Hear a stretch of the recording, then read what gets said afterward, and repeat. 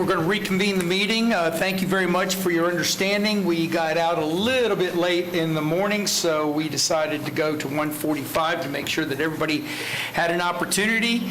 And now I've got to read a page and a half, so please bear with me, if you will. As a reminder, this meeting may be viewed in person at the BCC Chamber, on SGTV, on YouTube, and by registering to participate in the Zoom webinar. Residents can provide public comment in person or by registering to speak on the Seminole County website and the Board of County Commissioners webpage. If you are unable to join via a computer or online, interested parties should call 407-665-0808 for additional information on how to participate via telephone. The public hearing agenda is available and is there accepted proof of publication? Moved. Second. Motion and seconded. All in favor say aye. Aye. Opposed? Passes unanimously. The chairman's statement of public hearing and rules and procedures. First, our staff will present each item for consideration with staff recommendations. The board will have the opportunity to ask questions of staff when the presentations have finished. The applicant will have the opportunity to make a presentation. The board will have a chance to ask questions once the presenter has finished. People interested in speaking either for or against the project or issue may speak in person, or if virtual, they should register at the Seminole County website by going to the Seminole County Board of Commissioners, Seminole County Board of County Commissioners page and clicking on the webinar registration link. If you would like to make comment and are attending the meeting using a computer or iPad, click on the raise hand feature. If you have called in on a telephone, you can raise your hand by pressing *9. You will be called on in the order that you have raised your hand. You will only be allowed to give comments once per item. Speakers should state their name and address clearly for the record and whether you are for or against the item. Speakers will be given 3 minutes to speak unless they are an official spokesperson for an HOA or legally organized group, and then they will be given 6 minutes. If the board members have questions regarding the speaker's comments, an opportunity will be given once the speaker's time has expired. Once all the speakers are heard, and the applicant will have the opportunity for rebuttal if necessary. We will close the public hearing and put the matter at the hands of the commission for discussion, recommendations, or motion. Following a motion and second, there will be board discussion and a vote will be taken. We will begin the quasi-judicial public hearings, which are items 21 through 25. And I still have more to read, excuse me. While the board welcomes comments from all persons with an interest in the proceedings, Florida law requires that the board decisions in quasi-judicial action be supported by the competent substantial evidence represented to the board during the hearings on the application. Competent substantial evidence is such evidence as a reasonable mind would accept as adequate to support a conclusion. There must be a factual basis in the record to support the opinion testimony from both the expert and non-expert witnesses. Persons presenting testimony may rely on factual information that they present, that is presented by the county staff, that the applicant presented, or on factual information included in the county staff's report to support their testimony. All persons who present written materials to the board for consideration must ensure that a copy of such materials is provided to the clerk for inclusion in the board's record of proceedings and official minutes. Has any commissioner received oral or written communications regarding quasi-judicial items? If so, please disclose the substance of the communication and identify the person making the communication. No. Okay. Anybody? Good. All right, continuation from November 10th, 2020 meeting, number 21, nuisance abatement, and who is going to present this? There you go, Liz.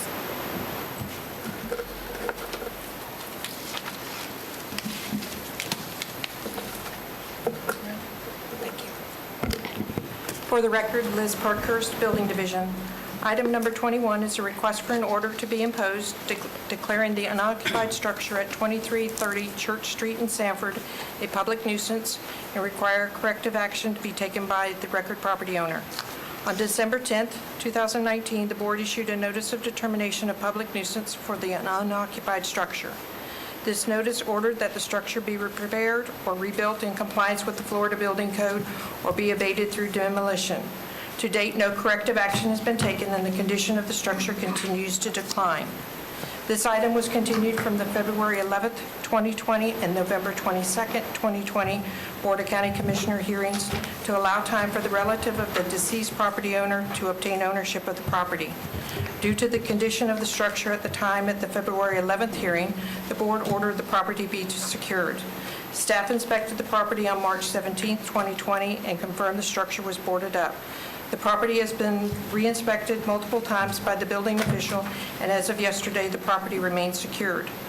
After review of the tax collector's site this morning, a tax certificate was issued on June 1, 2021 for this year's back taxes. The purpose of this public hearing is to provide the record property owner or their representative the opportunity to appear before the board to state why the structure does not create a public nuisance and why the property should not be abated.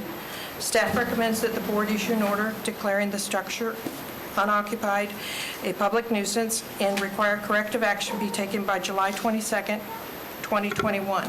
In event the record property owner or their representative does not take corrective action by July 22, 2021, it is further recommended that the board direct staff to abate the public nuisance. The building official, Bob Pike, is available for any questions, and that concludes our presentation. Thank you very much. Liz, is there any questions? I have no questions. No questions. Okay, is the individual of the person that was trying to get the record ownership, of the record of the ownership, is he or she here? Do not see them. Okay. Mr. Chairman, just for the record, are they online by chance? Thank you. Clint, is anybody online for this? No, sir. Okay, thank you very much. I'm looking at the public comments that I've received here today, and I see nothing on this. So, seeing no one on public hearing, we'll close the public hearing and open it to the board. Chairman, as the District Commissioner, I'm prepared to make a motion to adopt the resolution issuing an order to declare the existence of a public nuisance at 2330 Church Street, Sanford, require corrective action by July 22nd, 2021, and authorize necessary corrective action by the county in the event that the nuisance is not abated by the record owner. Second. There was a motion and a second. Any questions, discussion, debate? Seeing none, all in favor say aye. Aye. Opposed? Passes unanimously. Thank you very much. We will now go on to item number 22. It's a public hearing on legislative public hearing concerning mobility fees, land development code.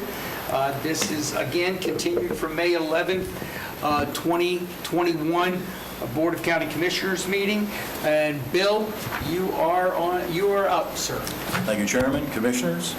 Bill Wharton, Transportation Planning Manager for the Engineering Division.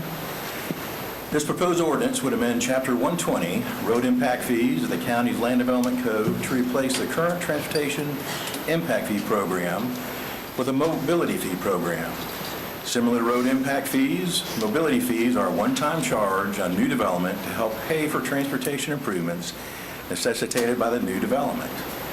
Impact fees, mobility fees are a revenue mechanism to help local governments provide adequate capital infrastructure for growth. Impact fees, mobility fees are an accepted method of paying for public improvements that must be constructed to serve new growth. An impact fee or mobility fee must meet a dual rational nexus test to be imposed. A local government must demonstrate the impact fee is proportional and reasonably connected to or has a rational nexus with the need for additional capital facilities and the increased impact generated by the new residential or commercial construction.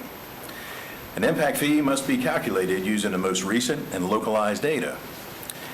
Included in this agenda item is the draft 2020 multimodal mobility fee study and the mobility fee program that the mobility fee program is based upon. Also included is a draft ordinance amending Chapter 120 of the Land Development Code. Both the mobility fee study and the ordinance are in final draft form and will be updated with any changes directed by the BCC prior to recording of the ordinance. Meetings have been held with the county municipalities, development stakeholders, and citizens group. Discussions with the cities of Sanford and Oviedo resulted in revisions to the ordinance to accommodate their concerns and comments. The city of Sanford is not prepared to move forward to create a core district or to create their own mobility fee program, but have indicated they are considering both options. The city of Oviedo recently took steps in conjunction with the city's CRA to move forward with a mobility fee program of their own.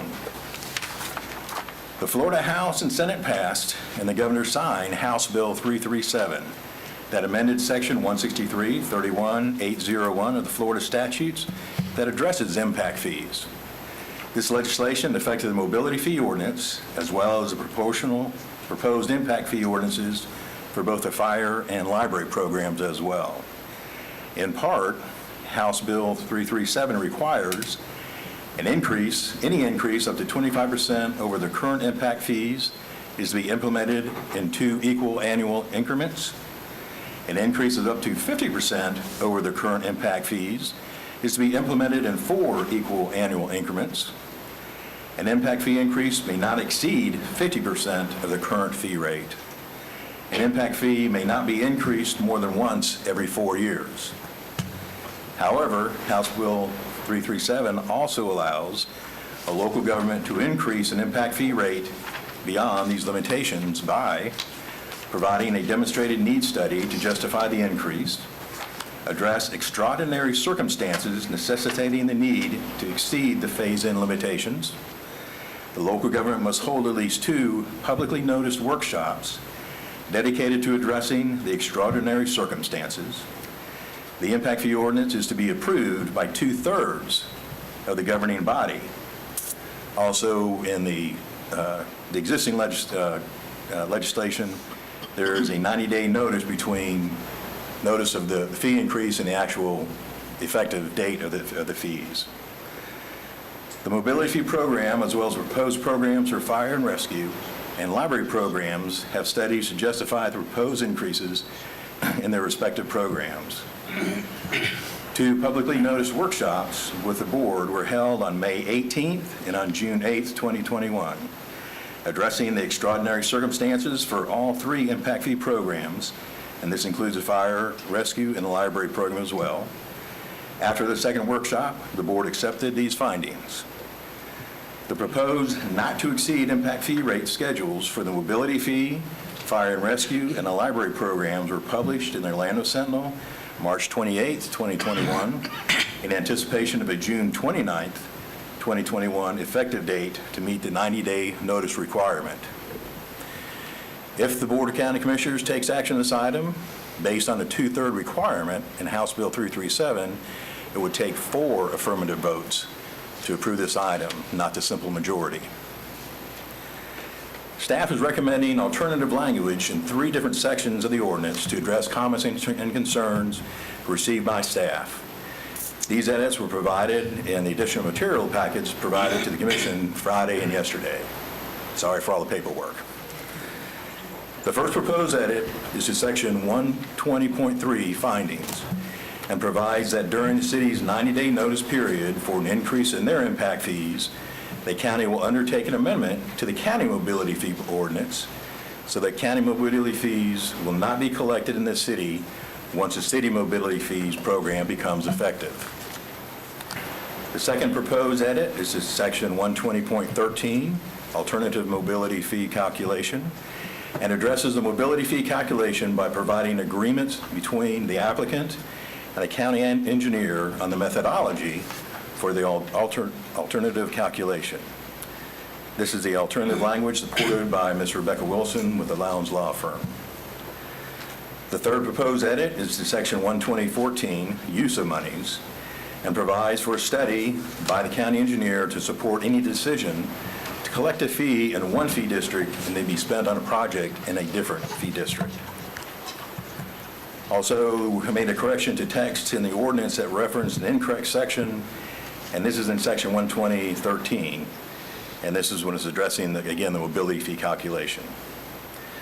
All 4 edits were provided in additional material packets staff provided to the commission, and staff recommends these 4 edits to the ordinance be included in any motion to approve the ordinance.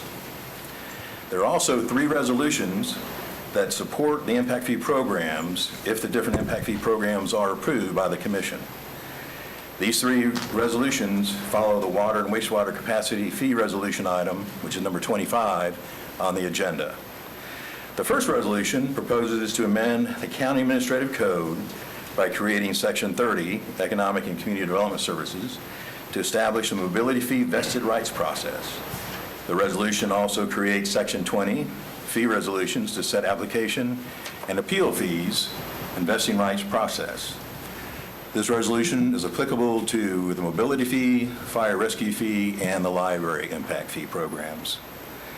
The second resolution also proposes to amend the county administrative code to revise references that are found in subsection 4.40, road impact fees, the road impact fees advisory committee, by deleting the term road impact fees and replacing it with mobility fees in reference to the Citizens Advisory Committee.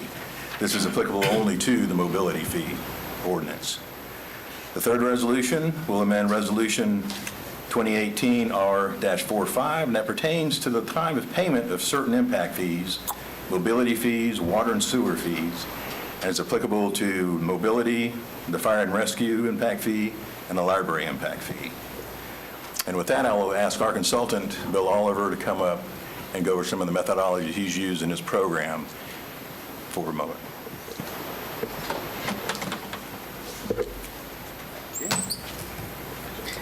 Mr. Oliver, Yes, go right ahead, sir. thank you.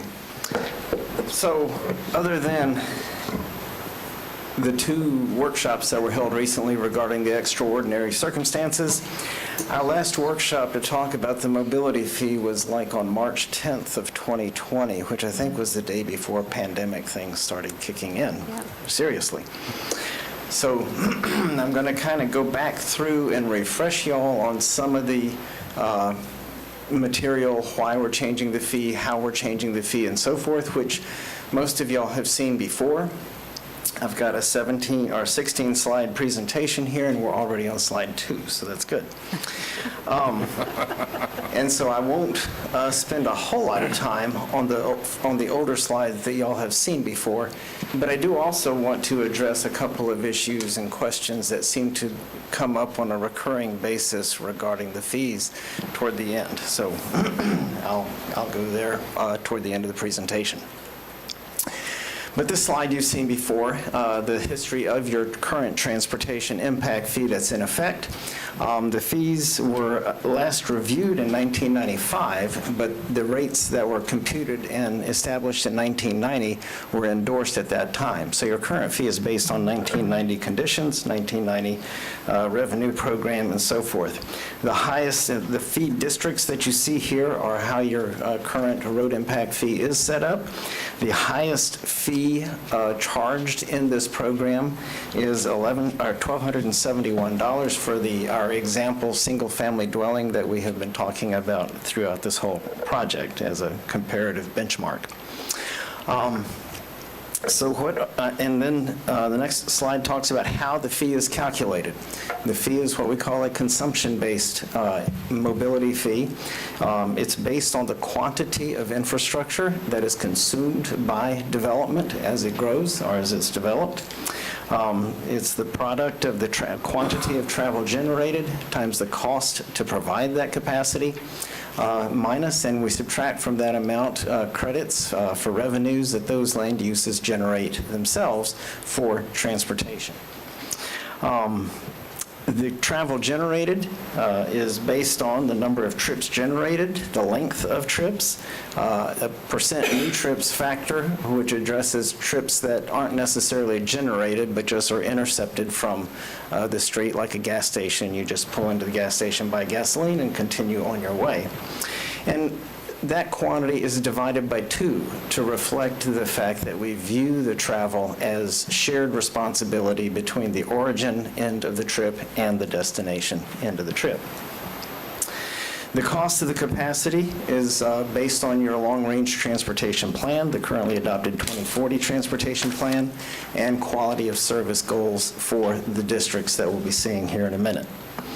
And then the credits, as I said earlier, is based on gas taxes and sales taxes that the land use itself generates that go towards infrastructure expansion. So what are we changing? Probably the most striking change, other than the magnitude of the fee itself, is redefining or establishing different districts, different district structure.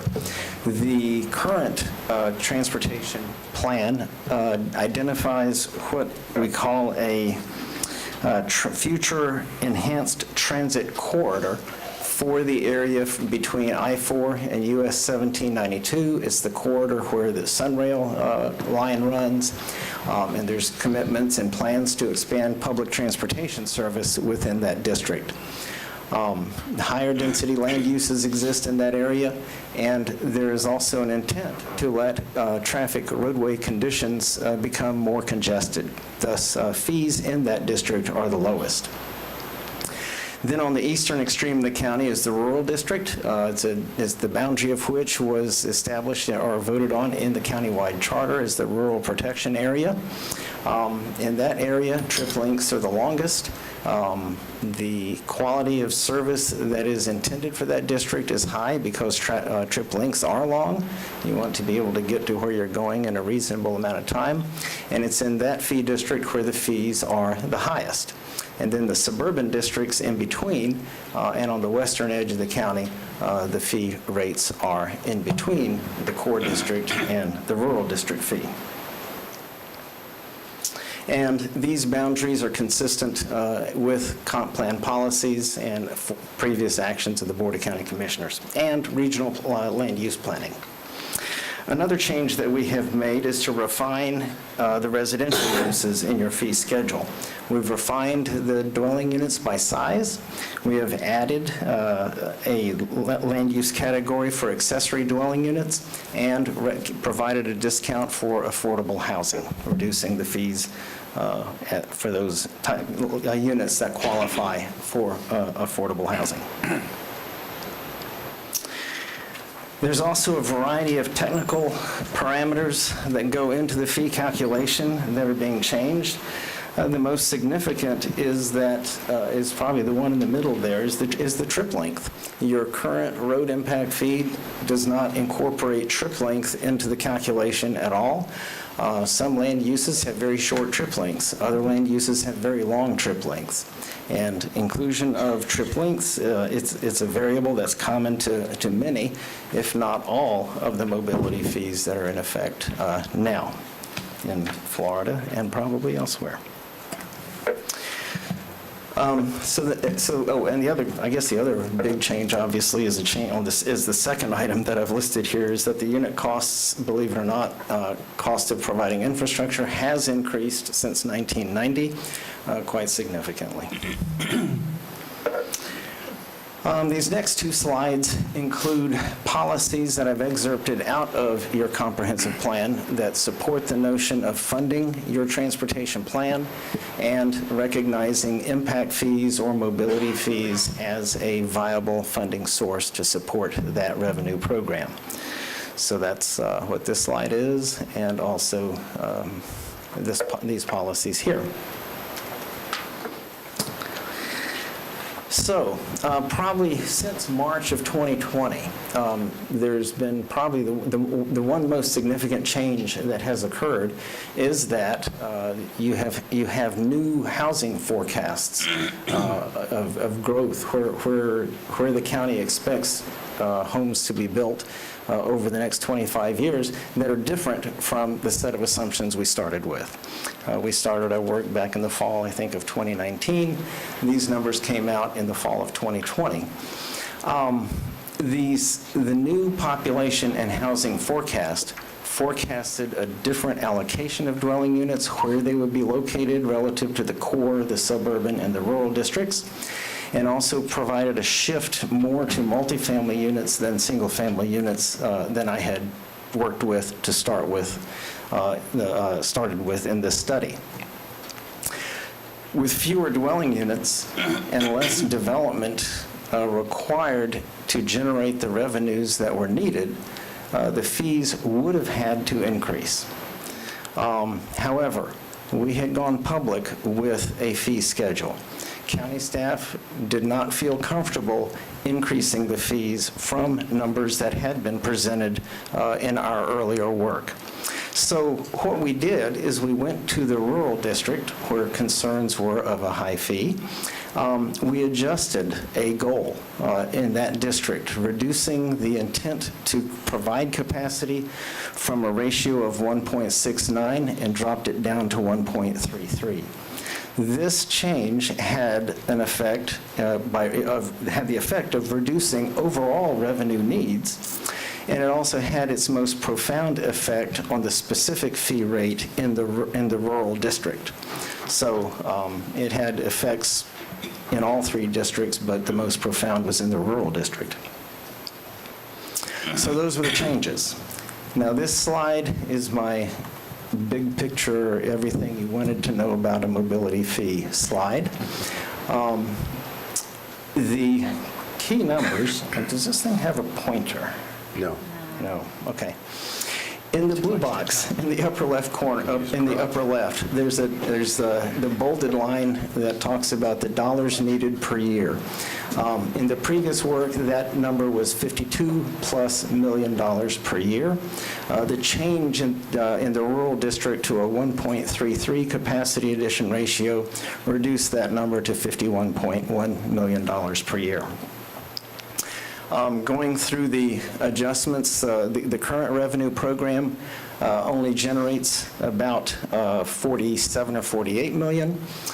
So we're looking to fill the difference with the mobility fee, and those numbers resulted in the mobility fee rates that are indicated in that purple box on the lower left. The fee for the single-family home in the rural district that you saw previously was $8,284. The single-family home in the suburban district was $2,759, and in the core district was $1,824. So you can see these rates in the rural district have dropped by almost $1,000. They've dropped slightly in the suburban and core districts. But this would reflect the fee schedule, or these are the example land uses for the fee schedule that is recommended to you for adoption today. This is a slide you've seen before, comparing the proposed fees with those of your existing fee program. They are significantly higher, but primarily higher, more significantly higher on the residential side. The residential land uses tend to have the longer trip lengths. On the retail side, the commercial side, the fees are comparable to a little bit higher, and that's because of the shorter trip lengths kind of offsetting that overall increase. The other second slide of comparison basically compares the proposed fees with the fees in nearby communities. It came to generally, if you compare Seminole County in particular with Orange County and Osceola County, and even, your fees tend to be on the lower side in the suburban and core districts. Even your rural district fee here at $7,300 compared to Osceola County's $14,000 is quite a dramatic difference. So your fees are definitely not higher than these other counties that are very concerned with growth. but think they're reasonable to accomplish the program you've set out for yourselves.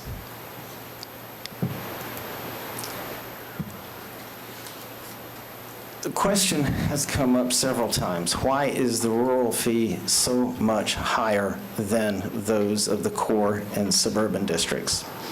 And so this table kind of lays the calculations out side by side so you can kind of see why there are differences. Basically, the calculation starts at the top of the column and works its way down the column. The real key differences occur, there's three parameters that basically drive why there's such a difference. The first parameter is on line C, the trip length, or line B, the trip length factor. Based on the transportation planning model that was used to develop your 2040 transportation plan, residential trips that are generated in the rural district are much longer than those in your suburban and core district by those ratios, the 0.92, 1.08, and 1.76. That's kind of the relationship. The rural district has the longer trip lengths. The second significant change, or difference, if you will, is on line G. It's that weighted capacity addition ratio. On the previous slide, matter of fact, let me just back up to it.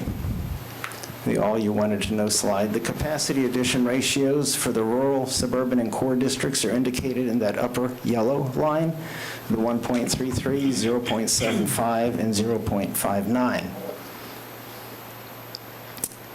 Those numbers come together in this calculation to end up being 0.69 in the core district, 0.744 in the suburban district, and 0.999 in the rural district.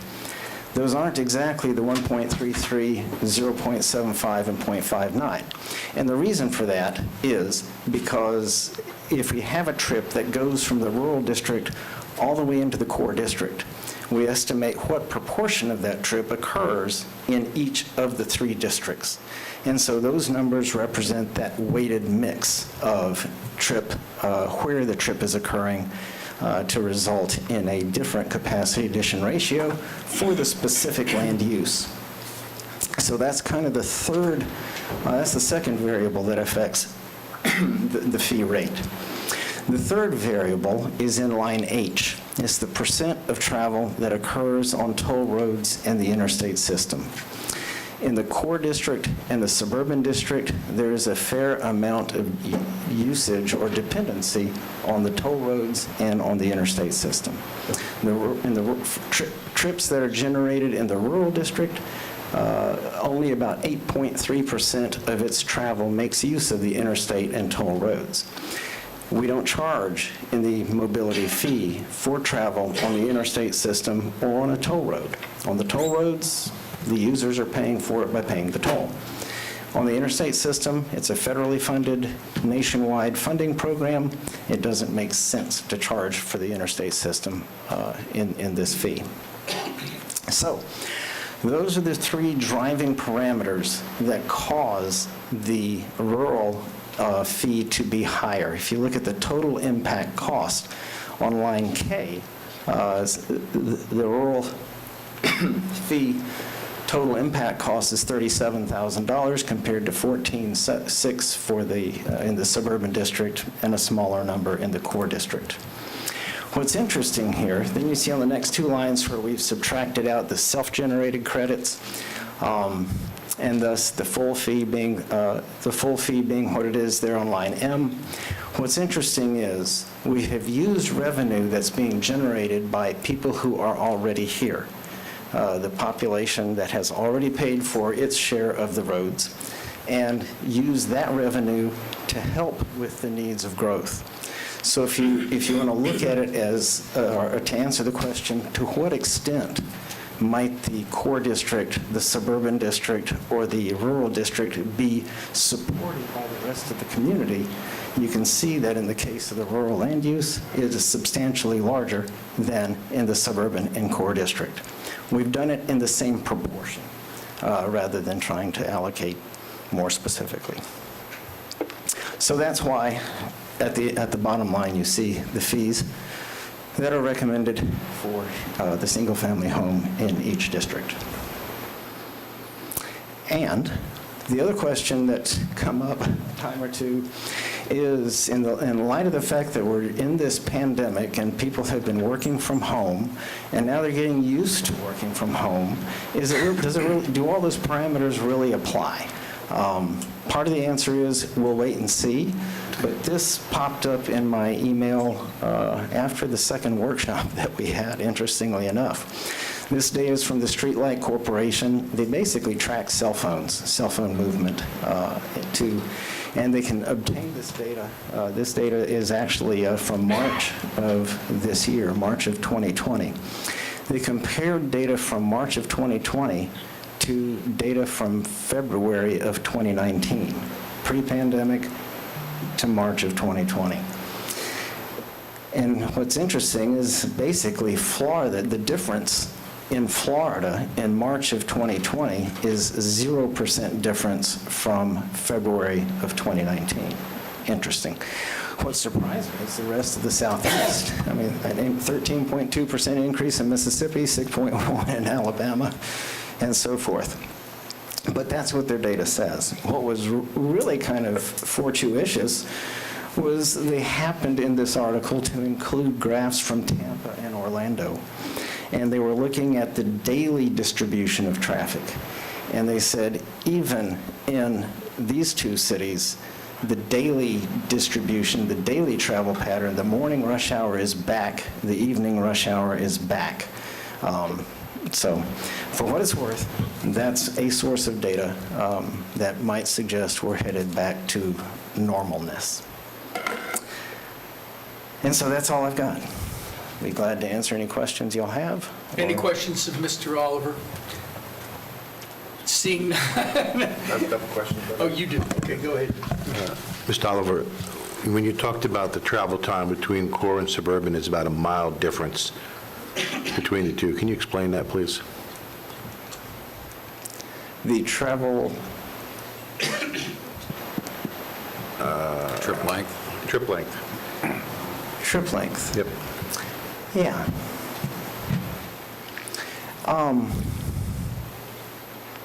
And I do have some extra slides here. I'm sure you do. And this one kind of relates to it. So this table is table 3 out of the draft report that you have. And what I was trying to do in this table was to illustrate the differences between your rural district, the suburban district, and the core district. And some of these numbers are telling. The density of development. Your core district has substantially higher density of development than the suburban and rural district, be that in the number of trip-ins per square mile or population per square mile or employment per square mile. The higher densities basically mean you can find what you're looking for within a shorter distance. So that table shows that. The other thing is, it's not too pretty, but this kind of shows what we did to establish those relationships. We took 15 different traffic analysis zones, spread them out, scattered them through the model in different areas, and we loaded each of those zones with 200 single-family homes and traced their trips throughout the network. So we grabbed the 5 zones that I've labeled S1, S2, S3, S4, and S5 and said, what's their average trip length? Did the same thing for the zones in the core district. And then just by comparing those trip lengths, the model supported the indications of that density data. Trip lengths were shorter in the core district than they are in the suburban district. I just would have thought that the core area and the suburban area would have been significantly different because the suburban itself, there's a lot more travel time lengthwise when it comes to suburban. That's why I'm asking, why is there only a factor of basically 1 mile? Only 1 mile. And this was based on the 2040 plan too, so it would reflect the 2040 conditions, not necessarily today's conditions. Okay, so what data are you using? Because you talked about the street light, and it's not... Okay, no, this data is the application of the transportation planning model that was used to develop your adopted 2040 transportation plan. Okay. Would you not want to use street light, which has to do with more current data? That's a good question. I have proposed, pursuing mobility fee work, I have proposed the use of streetlight data. One of the problems with streetlight data is that, at least in what I've seen so far, is it's hard to isolate the trip links associated with a specific land use. So if I was trying to get data for a fast food restaurant, streetlight doesn't, I don't know that streetlight can refine the data and extract it that closely. Second thing the streetlight data doesn't necessarily do is show you the route of travel. The extent of dependence on the interstate and toll systems is a significant part of how that fee is calculated. Right now, I don't think that data tells us, I don't think streetlight's able to tell us what route the trip is made on. So I think it's, it's great, it's relatively new data. I don't know that it's, we need to dig into it much more to extract the information I think we need for it. So the data that you're using, how old is it? Well, the population numbers are from this fall. That's probably one of the telling features of the study. The other is the data that supports your 2040 transportation plan model. That work was undertaken in 2017, I believe. Correct. 17, right? That's correct. Yeah. So this data is from 2017. So wouldn't you want Or to... at least most recently looked at in 2017. So wouldn't you want to cross-refer it to something that's newer, that's more accurate, that's more up-to-date?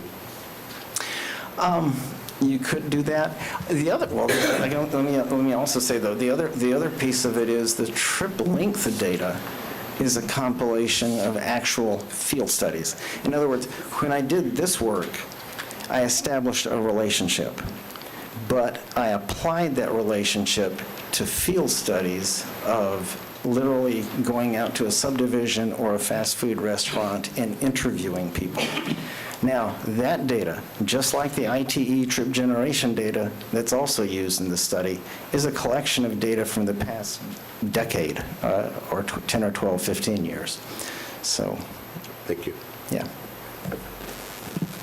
Commissioner Zimbauer. On that similar note, share with us some of the assumptions that would have to be built into a predictive model going out to 2040, based on our 2040 plan. Yeah. And understanding the 2040 plan is not only likely, but will absolutely change between now and 2040. Sure.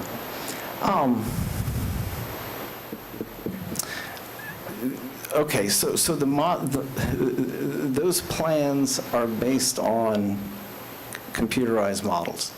The input data, there's a host of input data, primary of which would be forecasts of population, forecasts of housing, where it's going to occur, what kind of housing it is, forecasts of where employment will occur, and what type of employment would be located in each of 500 or 600 traffic analysis, geographic sub-areas.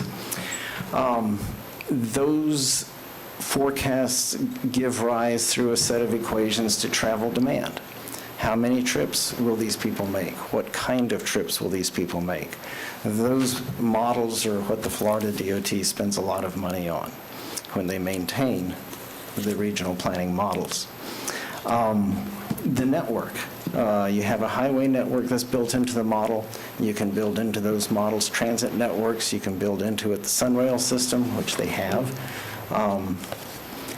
So it's a variety, and then through the math of the models, we can go to other communities and borrow information in terms of rail ridership and so forth, and forecast ridership.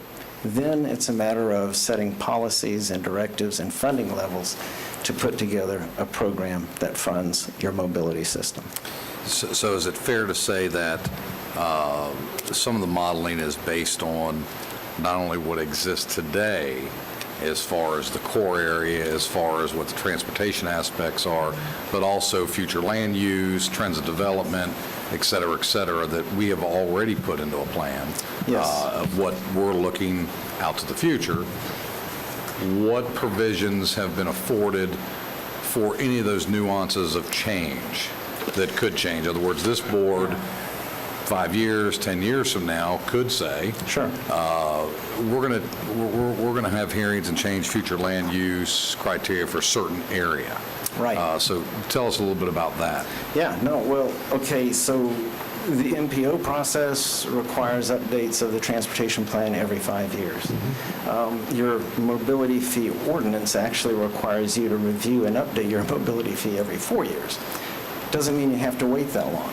You can go in and amend your plan anytime. And, one of those parameters that you probably didn't, when you developed the 2040 plan, that you may not have known you were adopting, but you did, was that 1.33, the 0.75, and the 0.59. To me, those are the kinds of variables that you could look at and reconsider as you move forward. Great, thank you. That's all I have. Jim?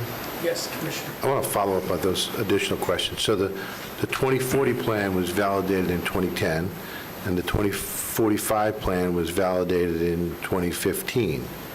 Have we checked those validations to see what's happening now in 2020 or 2021 through your model? No. The simple answer is no. But the 2040 plan, at the outset of the 2040 plan, I do understand that the consultant that did that work took a harder look at the employment forecasts in Seminole County. So with your model, do you also take into account distracted driving? Because I know that DOT with their model is starting to do that as well. They haven't figured that out yet, Right. but distracted driving can easily account for between 10 to 15%. Easily. Oh, capacity consumption. Capacity. Right. I was under contract to do your mobility fee, but by golly, I have not touched updating or modifying the models that were developed. But my point is, wouldn't you want to validate it that way as well as the distracted driving piece? Because that will actually add to it. Next update you do in your mobility fee, CFRPM 7 will probably be in full effect. You'll have updated your transportation plan, and if the DOT can incorporate distracted driving. I didn't say they're going to, they're trying to. Trying to, you're right, yeah. And if, I will let them spend a couple $100,000 doing that. But me, thanks, no. Chairman, Yes, Commissioner. just for the record, what data are our current fees based on? Oh, Lordy.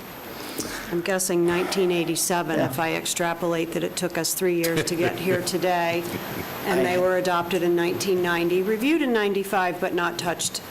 Yeah, I have the work that was done in for the 1990 fee, the technical report. I believe it was the UATS model that existed, probably validated in 1980 perhaps to 85-ish or thereabouts. I may have been attending a prom that year. And Commissioner, I was just going Own to it. say, I may not have been. I was in kindergarten. and Commissioner, I was just going to say, and we're talking about 2040 and 2045 as being so far out. That would have been a shorter amount of time than the last time we changed our impact fees. Just getting it on the record. Which was 31 years Just ago. getting it on the record. Commissioner Lockhart. Mr. Chipak, could you answer for me the question that you answered for me in our briefing about what we are required to base our fees on? What data we have that we have accessible to us that we are required to base them on? Yes, the statute, 163, let me get the number right, 31801, states that we're supposed to ensure that the calculation of the impact fee is based on the most recent and localized data. And so what is our most recent and localized data? Our interpretation of that, it is the most recent and validated and vetted data from the adopted studies that we have taken. There's always new data coming out every day, but we've vetted certain data and relied on it and incorporated it into studies and assumptions that we have made. And I would just like to confirm that with our consultant. Right, yes. I mean, So it is your opinion that the data that we are using is the data that qualifies under the Florida statutes? That's your advice? Yes. Interpretation? Okay. sure. All right. Thank you, Mr. Oliver. Is there any other questions of Mr. Oliver before I go into the public comments? Okay. Now that I'm going to go, thank you, Mr. Oliver. You and Mr. Wharton just stay right there in case we have more questions. I'm going to go into the public hearing. I know that a number of you like to hold on to your yellow sheets, hoping that you'll be the last one to be spoken or be called on. So since we have no clerk, I want all of them up right now. Look at that. Just got them all out, didn't I?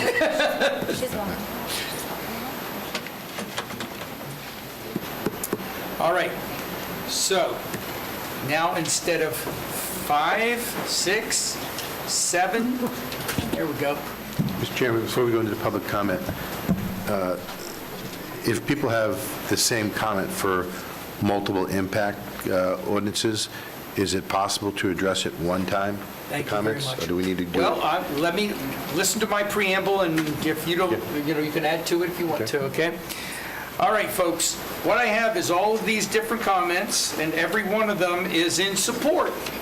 Every one of them is in support of that long presentation we just had. So I'm going to ask if anybody does, once somebody has spoken and said things, if anybody else has the same things to say, you can wave in support. And we would be very happy, and so would you if you did that. So, but I do have a couple of people that are representing certain groups other than the citizens, which we love the citizens, but I'm just going to let them, first of all, I have Kowan, you're representing the city of Oviedo. And the city of Oviedo, I believe, and our staff has worked together. They have. Okay. Good afternoon, Chairman and Commissioners. My name is Kakwan Ma, 225 East Robinson Street, Orlando, Florida, 32801.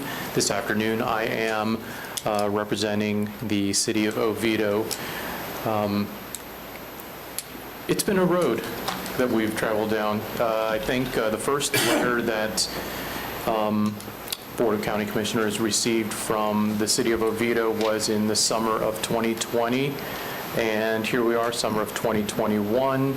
I myself have attended multiple P&Z Commission meetings, multiple Board of County Commissioner meetings, as well as the special work sessions.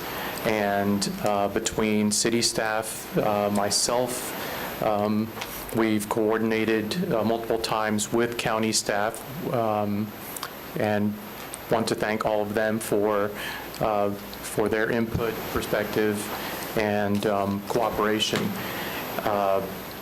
The city received the responses to the most recent letter that we sent, dated May 13th. We received those responses on Friday. The city has had a chance to review those responses, and last night the city manager presented those responses to City Council, and I am happy to report that the city at this time is comfortable with all of the responses presented. So just wanted to, they asked me to make sure I was here so that I could come up and put that on record. Thank you very much, sir. I appreciate it. Anybody have any questions? Yes, Commissioner Zibauer.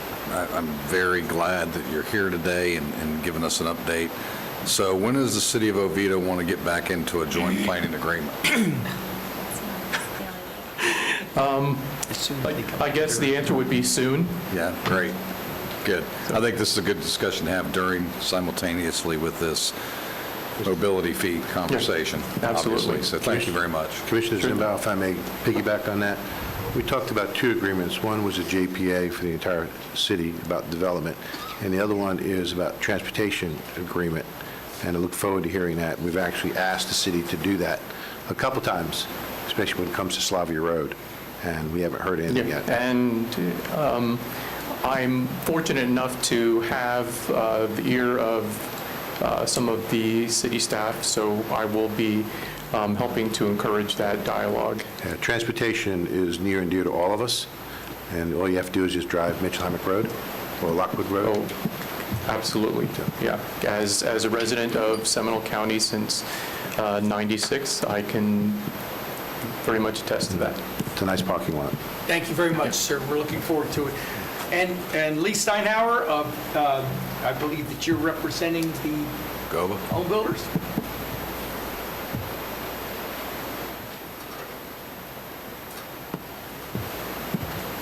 Moving fast, Lee. Thank you. Got the legs.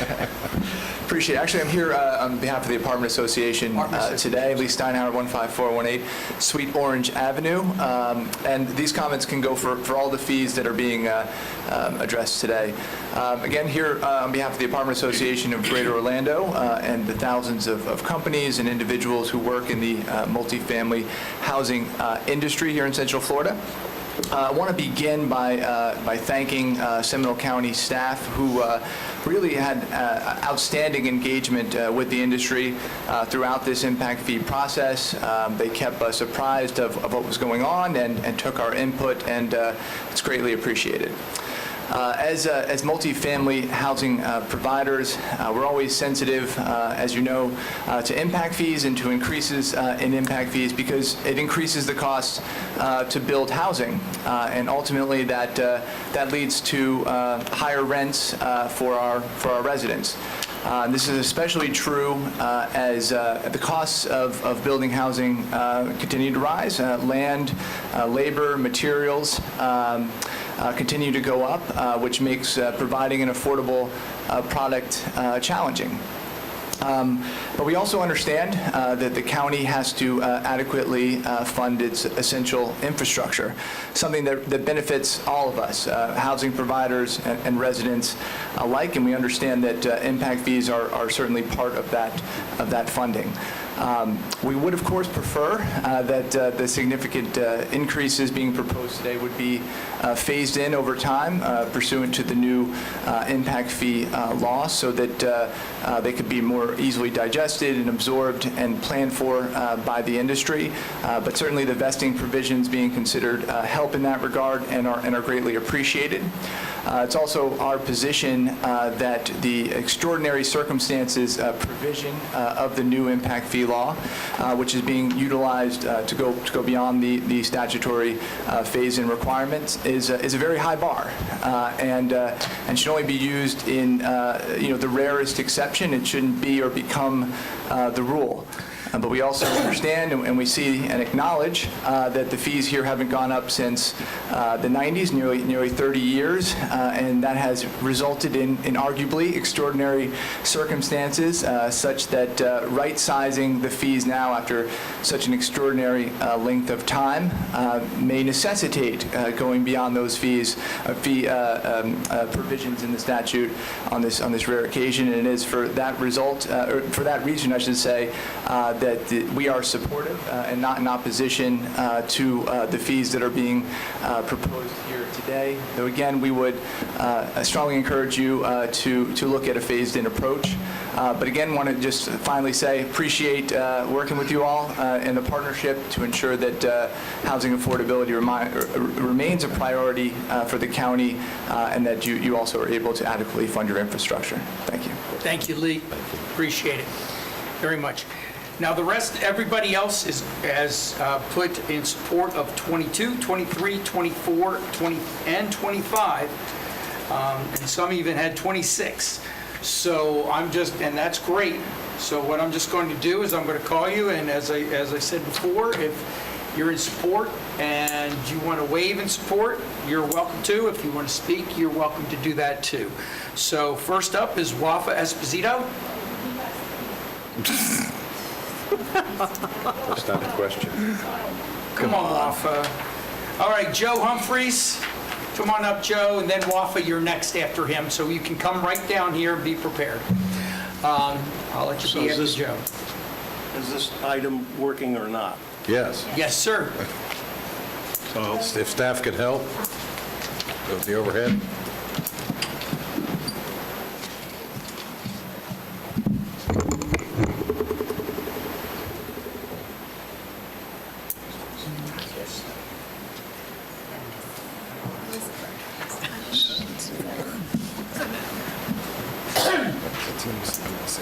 All right, Joe, you're up, then Wafa, then David.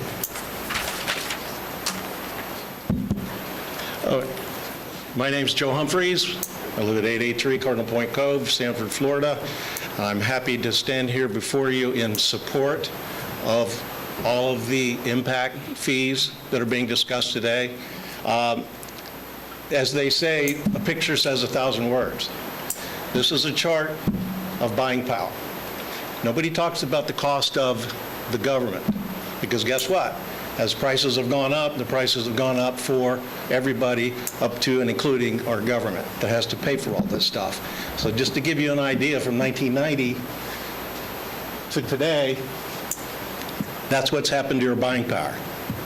So that is the graphic. This doesn't include the next 10 or 20 years, which there are many economists arguing, and I can tell you that my commodity stocks will prove it, that the cost of living is going to do one thing from here, and it's not going to be repeating the last several years. It's going to be more like the 1970s. Okay? So yes, these are extraordinary times.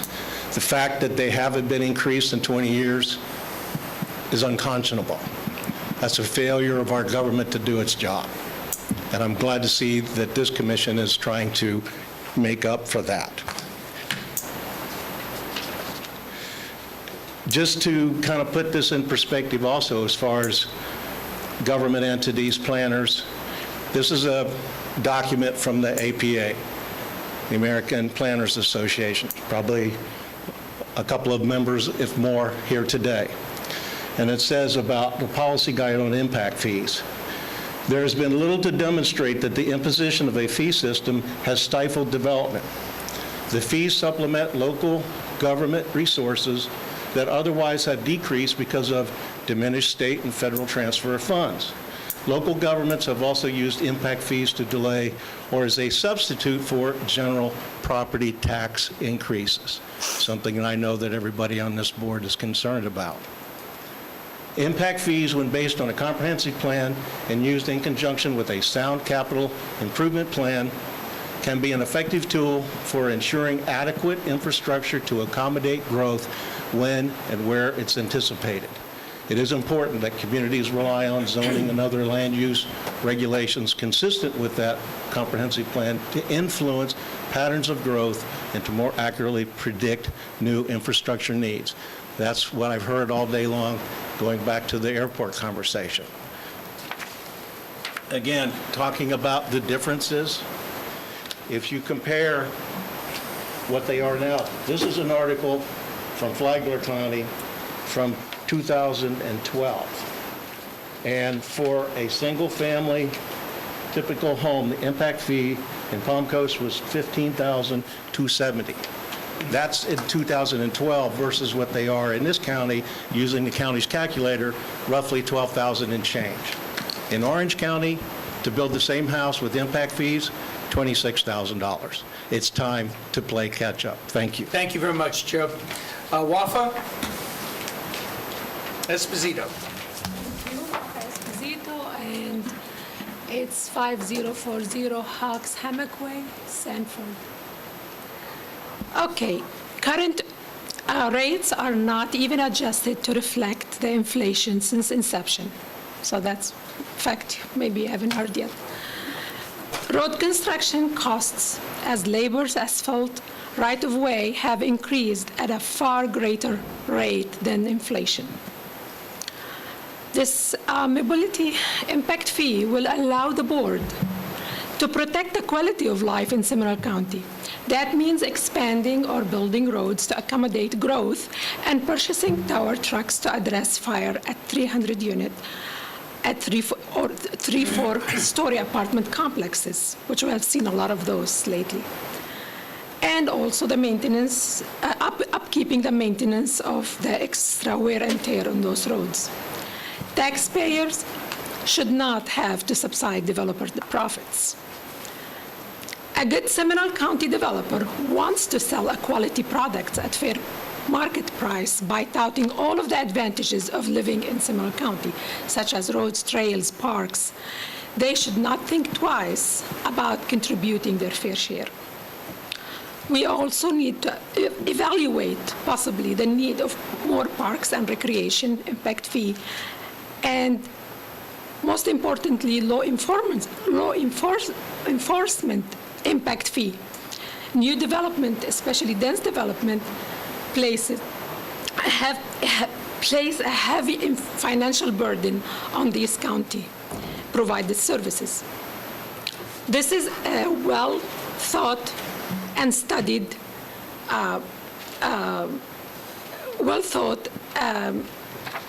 and just look at the study criteria. It's fair, just compare the other counties, and the big question, what will happen if we settle for less? Thank you. Thank you very much. David Baer? Good afternoon, Commissioners. Good afternoon. My name is David Baer. I live at 921 Tuscaloosa Trail, Winter Springs. I'm here as the president of Save Rural Seminole, as well as the president of the Lake Tuscaloosa Lake Owners Association. As I watched this presentation and looked at the data beforehand, the one thing that stood out to me is it's about time. As Commissioner Herr pointed out, right now we're using 1980s data. I mean, it's sort of hard to put words to that. But, another thing that really stood out is this is a consumption-based tax. Nobody likes taxes, but if we're adults, we realize all taxes and fees are not the same. You have different types of taxes and fees. You have taxes and fees that are designed to change people's social behavior, and you have taxes and fees that are designed to reallocate resources, and then you have taxes and fees that are designed to help internalize costs by those who are consuming resources and decrease free riding. That's what this is. That is a good tax. That is a tax and a cost that is consistent with market-based economics. Whether you're a conservative economist, whatever that is, or a neoclassical economist, or Milton Friedman, those are taxes and fees that you support because they're consistent with good, solid, market-based economic practices. Good policy is for impact fees and taxes to be high enough for the new buyer and the developer to internalize the costs they would otherwise unfairly impose on everybody else around the county. Incentives matter everywhere in life, and this is no different. Incentives matters for builders and new residents. They respond to those. If the costs to build in rural and suburban areas are artificially lowered by being subsidized by everybody else, then consumption there will be improperly high. We have people moving here, and that's of course proper. We can't bar the gates and keep people from moving here, nor do we want to. But we don't have to subsidize improper development of those people that are moving here. Good long-term planning means that we should have good policies to facilitate those plans. We have plans. Commissioner Zembauer alluded to them. We have a 2040 plan where we expect growth to be. Things might change, and then we can change these numbers to account for that. Today, we should put into place policies that will facilitate those outcomes. So incentives matter, numbers matter. We should have these incentives changed so that our plan has a better chance of materializing, and so we have fewer unnecessary fights with developers trying to do things that we don't actually want them to do. let's take the opportunity to get the numbers and the incentives right. Thank you. Thank you very much, David. Natalia Rodriguez, followed by Katrina Shaddix.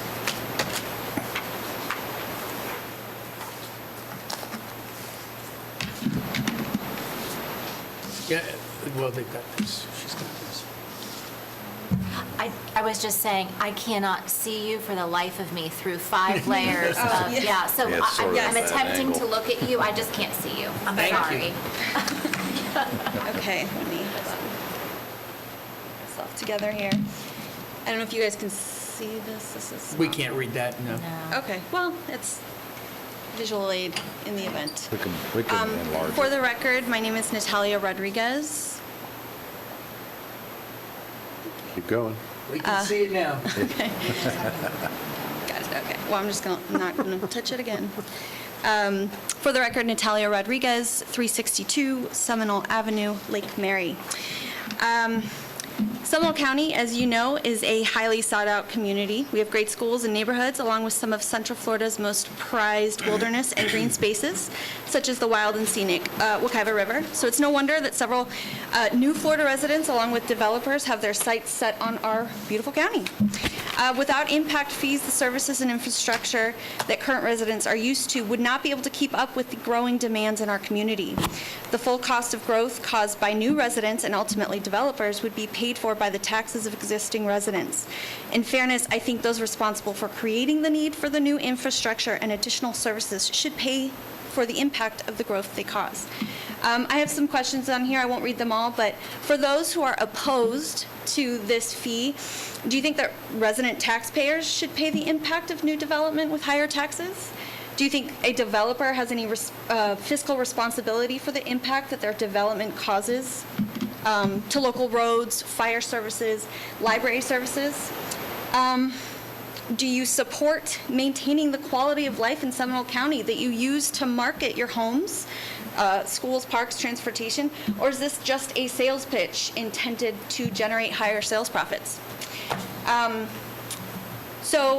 there's a few more, but I won't go on. Additionally, I would like to add that after speaking to a few of you, I've been assured that Seminole County currently does not have the funding for land preservation, which is something that several of you have also stated that is imperative for the health of our county as well as our residents. 2020 showed us that we are significantly lacking in an abundance of recreational wild and green spaces. This is evidenced by the current discussion of mowing down trees to provide more parking at the Black Bear Wilderness Trail. This is nonsensical, and the irony should not be lost on anyone here. With that said, I wonder about the correlation between the lack of funding for said land preservation and a lack of a mobility fee. Could the mobility fee perhaps open up an opportunity for the county to start shifting funds and revenues towards projects such as land preservation and public parks, which is something that I don't stand alone in. A lot of our residents want more of it. So thank you so much for your time. Thank you very much. Ms. Shaddix, followed by Nancy Harmon. And remember, once again, you can wave in support.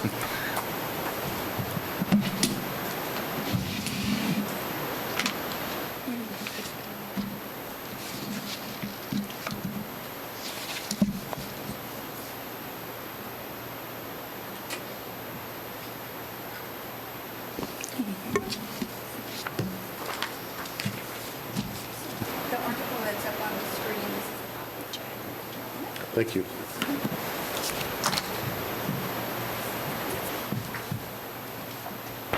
Katrina Shaddix, 1133 Covington Street, Oviedo, Florida, 32765, Executive Director of Bear Warriors United nonprofit. And while I'm entitled to 6 minutes, I don't want to take the 6 minutes. I don't think it's necessary. And so what I gave y'all is an article that it's from MarketWatch.com, and it supports the increase in impact fees that y'all are discussing today. And I do support these mobility fees, and I thank y'all and the staff for having the courage to keep going forward on this much-needed change, even as developers complain and our state government tries to hamstring home rule and overreach to go against the wishes of county residents. This increase is a step in the right direction to stopping developers' practice of privatizing their profits while socializing the costs. And if you look through, if you're looking through the article, there's a couple really good comments, and I had them highlighted. I'm not going to read them over to you. Y'all can read those, and I'll just say a couple more things. Mr. Steinhauer asked, he preferred that the impact fees be phased in, but I was wondering, were their profits phased in when they destroyed a lot of our wildlife habitat? And was the displacement and killing of wildlife by destroying wildlife habitat phased in? Or was the clear cutting and deforestation happen in a mere matter of days? Right now, the developers should be graciously thanking Seminole County and the staff for the massive discount they've received for over 30 years. Thank you. Thank you very much. Ms. Harmon? Waves in support. Okay, Ms. Haller?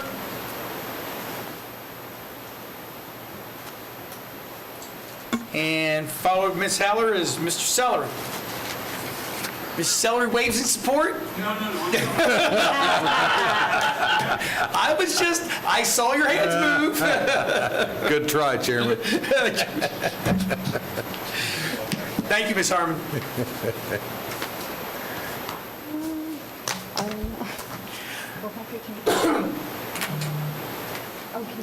Can you help me get the whole picture out? Maybe reduce it a little bit. Perfect. Yeah, that's good there. That's good there. Okay, thanks. All right. Thank you. Okay. All right.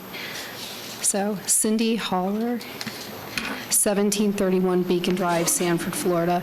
Am lead in my neighborhood, but I think I can do this in less than 6 minutes.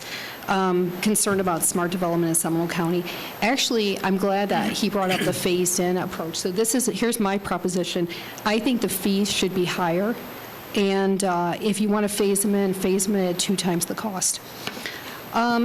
Okay, so these are some fun facts. According to the ordinance citations, the Land Development Code, road impact fees, LDC Chapter 120, 1990. Fire impact fees, 1989. Library impact fees, 1991. So, I don't know what happened, but, somehow Seminole County didn't keep up, These appear to be the ordinances that show the current applicable rates for these impact fees, as Mr. Oliver presented. By the way, great job, staff and consultant, on putting this all together. It's amazing, your presentation. Just for historical context, 1989, the Orlando Magic played their first NBA basketball game in Orlando. 1990, Tampa Bay was awarded a hockey team franchise. 1990, Universal Studio opens in Orlando. Hard to believe. 1990, also, the president was George H.W. Bush. Florida Governor Barbara Martinez. 1 year later, Lawton Childs. 1991, Operation Desert Storm begins and ends, thankfully. 1992, Hurricane Andrew hits Florida. 1992, Morgan & Morgan expanded to 8 lawyers. Pretty amazing.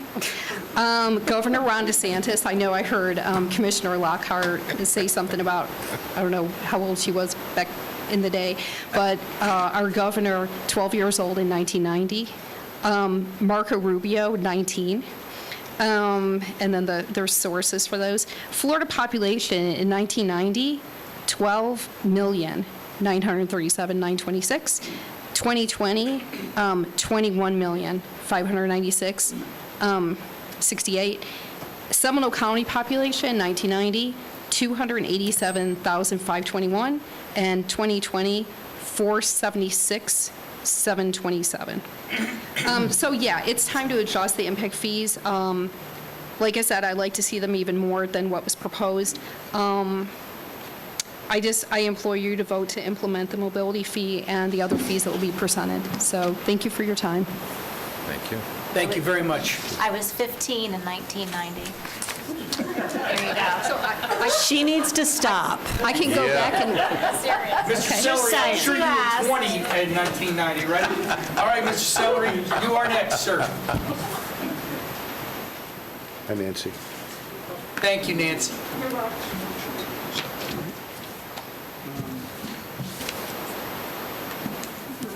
There we go.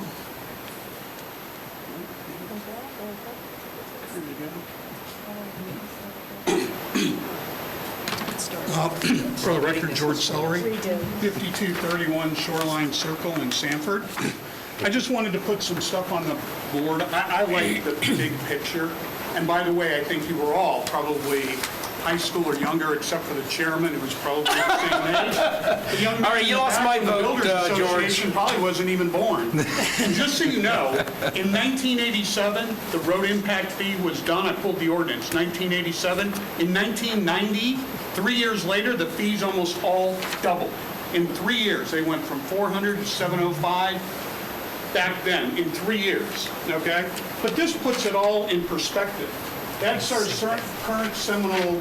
I did suburban and then rural, $931 for Seminole. What a great deal. Going to 3,600 is a great deal compared to Orange and Osceola. I made a mistake over here on the rural for Orange is proposed, and the red for Orange Current was, I used the county staff figure because Orange doesn't have that one up there anymore. And for apartments, the same thing. It's just ridiculous how long these rates have been in place. And it is time to change them because it really goes to the quality of life for Seminole County. I mean, having, no one wants to get off at I-4 and 436 and get stuck in gridlock. I mean, so who wants that anywhere else? The other one I wanted to put up there. George, you got a great voice, but you got to speak into the microphone. Oh, I'm sorry. So, I don't want anyone to kid themselves on, affordable housing. And this is right out of the language in today's mobility fees. Section 120, the affordable housing definition, 30% of monthly rent or mortgage for 140% or less of the median adjusted gross income.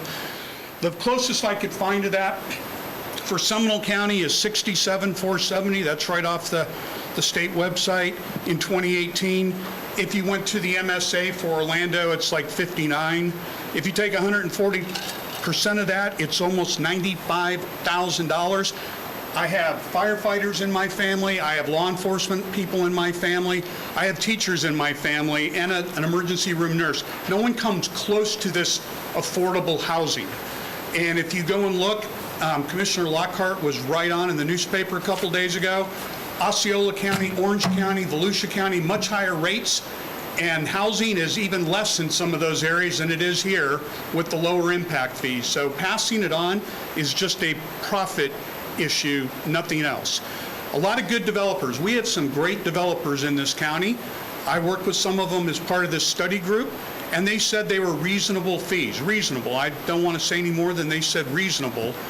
But if anyone thinks this is going to crush the economy in Seminole by raising these fees to a third or half of the other counties, then, that's not good. All right? Thank you very much. I appreciate it. Thank you very much. I appreciate Clint.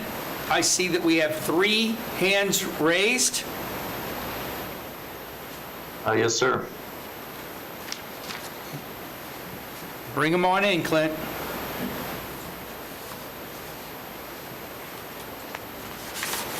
And if you're all listening, as I said before, anybody that is in support, because we can't tell one way or another, if you're in support and don't need to add anything, you can just say you support the new impact fee. So, Deborah, you are up. Please unmute yourself. Name and address for the record. Hi, my name is Deborah Poulalion, P like Peter, Oulalion. I'm at 1367 Cor Jesus Court in Longwood. I am speaking in favor of the impact fees. I just want to say that I did serve on one of the citizen advisory committees They were very thorough. I've heard this presentation several times. They made modifications based on feedback, and I think, as you've heard before, going forward, looking to the future, want to make sure Seminole County stays up to date on their fees. Thank you. Thank you very much, Deborah. Next, Clint.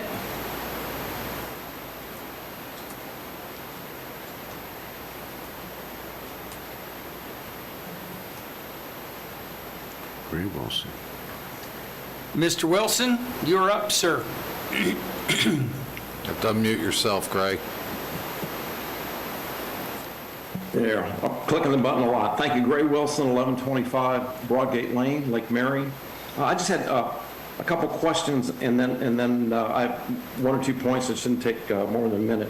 What is the time frame for the mobility fee in a redevelopment? If I go in and I take down a house, is there a set time where I have to repay that or start over, or not?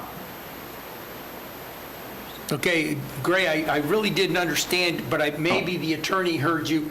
I'm just asking when you pay an impact fee, it's usually one time, but I think if you do a redevelopment and you take down your structure, is there a set period of time you have to get the structure back up, if it's assuming it's the same structure?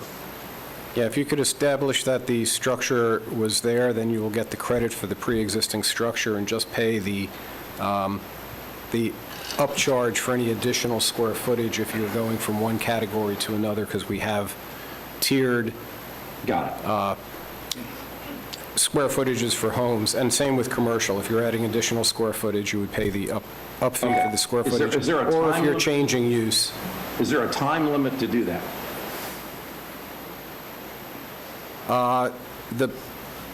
The best I could say is you could, applying the non-conforming use standards, that would be 180 days. But again, those come in on a case-by-case basis, and we have determined, and Rebecca, correct me if I'm wrong, we've looked at historical data as well to establish that a structure had previously been there through empirical evidence such as electric bills, et cetera. Okay, I know in Orange County it's 2 years. I didn't know if we were consistent. I know that the fees aren't collected or applied for toll roads or interstate, are not calculated on that. What about state roads? I wasn't sure if state roads were. Does the county collect these impact fees and disperse them to the state? With the state roads are not included. The major, and correct me if I'm wrong, Bill or Bill,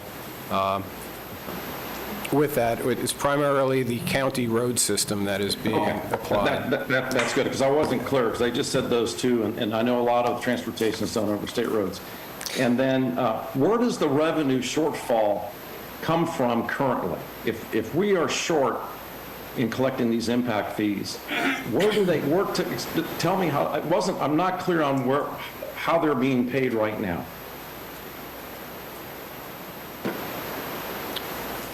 The impact fees are collected and applied towards the road system. The future impact fees will be collected and applied towards the road program from the 2040 road program in the future. And again, the impact fees are only a portion of the overall financing system. Mr. Oliver went into some detail on that at the beginning of his presentation, and that information is contained in the study report. All right. Well, thank you very much, sir. Thank you very much. Is there anything else you have? Yeah, I just want to, I'm in favor of this, in that you got a professional expert in the mobile fee field give the presentation, and developers are not experts in this area, and I do hope that the commission supports these fee increases. Thank you. Thank you very much. Clint, one last person.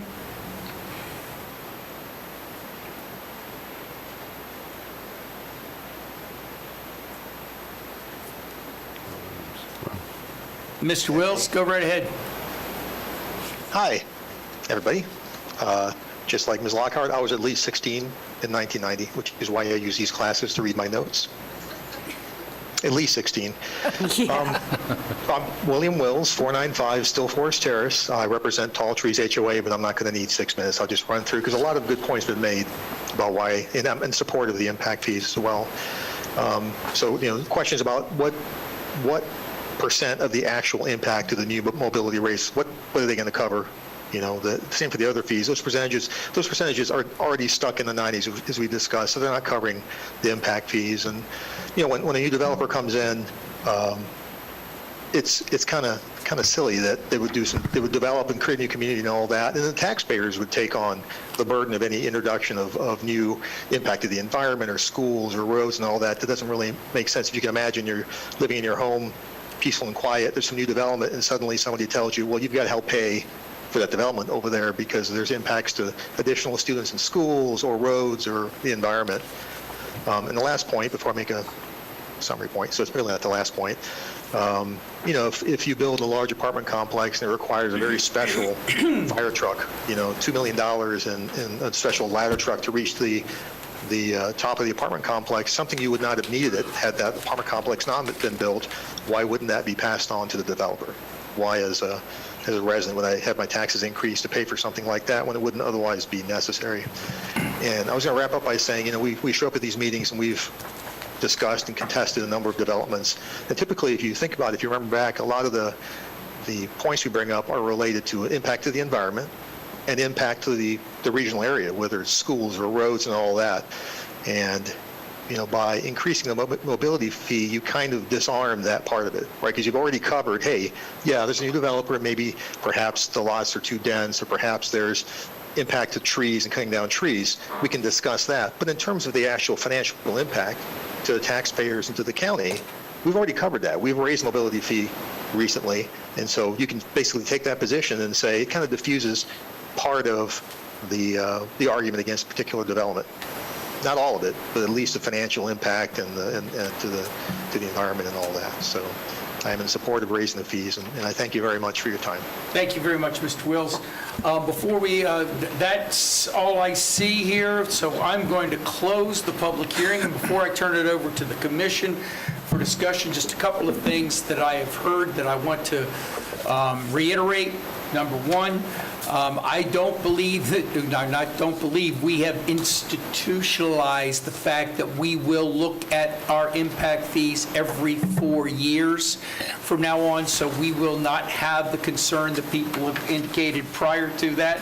Also, in serving on the CFX board, I just want you to know that all of those travel, as is indicated by Mr. Oliver, all of the travel has come back.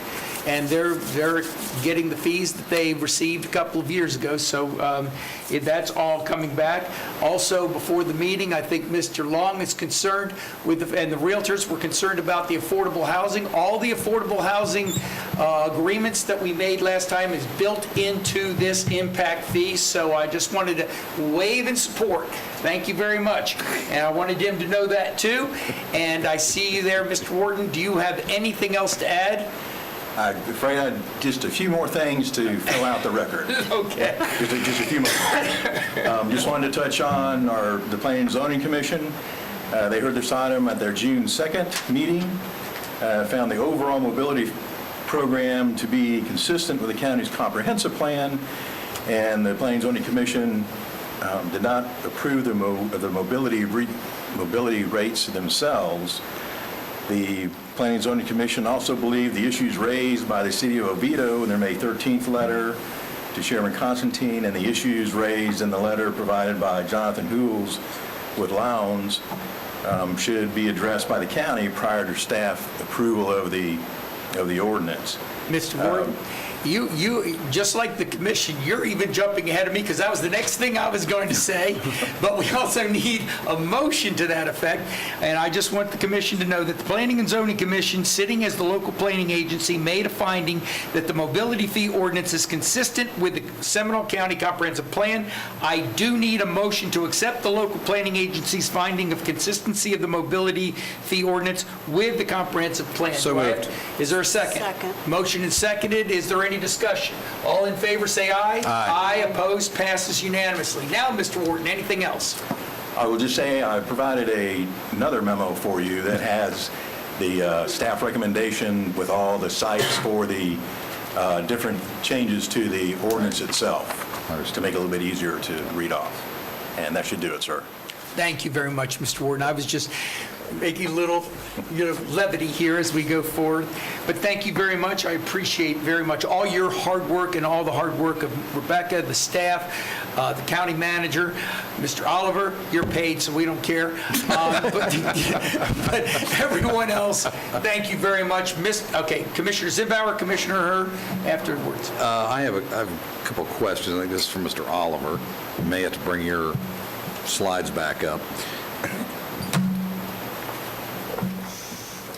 The intended impact fee, mobility fees as proposed, there was a slide in there that you showed what the expected revenue was going to be on an annual basis. Did I read that wrong, or did I read that right? You read that correctly. Okay. On the green slide, kind of to the bottom right corner, or the green box. Is that what you were looking at? Well, let's see. I'm all covered up with people's faces at the moment. Commissioner, that Potential revenue sources. the last line says mobility fee on that potential revenue sources box. Correct. So that's the expected income off the impact fee? Per year. Per year. Near term year, like 2021, well, 2022. Gotcha. Okay. And so, just to be clear, if we've heard a lot about new residents, new development, et cetera, but if Mr. and Mrs. Smith live on Elm Street at one end, a new house is built at the other end of Elm Street, and they're already an existing resident, they have to pay an impact fee on the new place, correct? They would. That's what I just want to make sure we understand that. Okay, great. Yeah, no portability on this one. Understood. Hopefully, when they sell their house, they sell it for an extra $5,000 or $8,000 to make that exactly. But it is a new house in the neighborhood. Correct. That's right. Correct. And I'll wait for my fellow commissioner. I'm ready to move for a motion. Yeah. Commissioner Hurd? I have a question with regard to, I think it might be the latest memo, so this question is for staff. This is the memo, the 2 o'clock memo. The 2 o'clock. Although you may have covered it somewhere else as well. And this is with regard to the notion of the ability to shift funds from one area to the other area. And now there's language in here that says, "will prepare a study in support." And one of the things that I've noticed since I've been here, albeit not very long, is that we study a lot of stuff, and it slows down the process quite a bit. So what is the intention of this? Is this a formal study? Is this a staff study?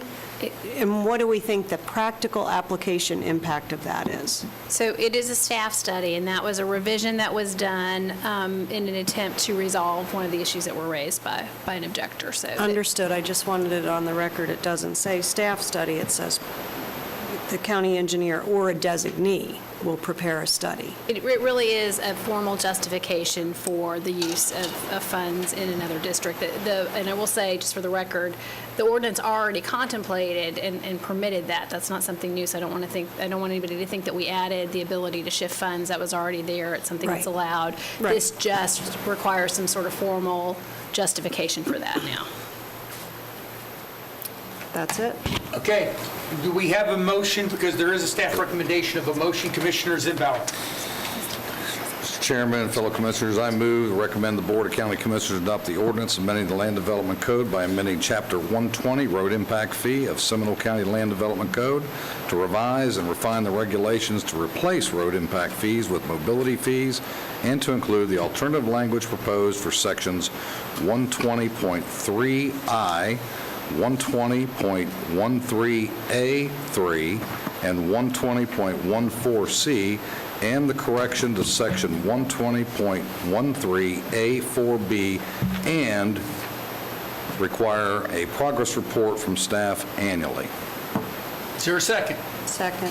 Motion is second. Discussion. All in favor, say aye. Aye. Opposed? Passes unanimously. Congratulations, everybody.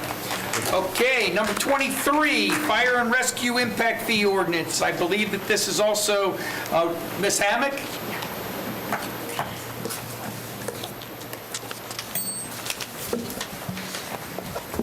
Ms. Hammack, you know that this commission has studied this ad nauseum. And you saw what just happened with the probably the most controversial one, so Okay. go right ahead. So I should scratch out some paragraphs? Maybe. Perhaps. Let's make sure we have a good record, though. Yes, yes, we want to make sure we have it for the record.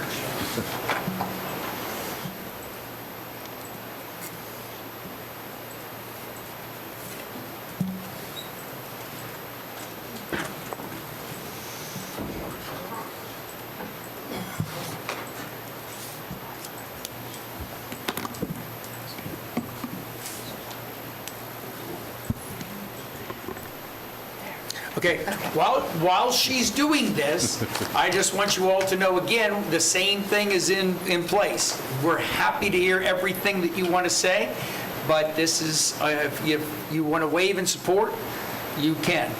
Yes, Ms. Hammack. Good afternoon. For the record, Rebecca Hammack, Development Services Director, and I'm going to conduct my presentation similar to how Bill did his presentation. I'll start the presentation out, and then I'm going to hand it over to Megan Camp, who is the county's consultant on the fire as well as the library impact fee studies. And then following her presentations, I was just going to finish up with a few items and with staff's recommendation.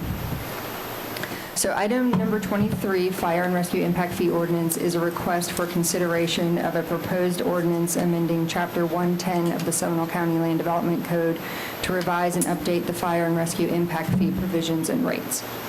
Impact fees are a revenue mechanism for government to provide adequate capital infrastructure for growth. Impact fees are an accepted method of paying for public improvements that must be constructed to serve new development. An impact fee must meet a dual rational nexus test to be imposed.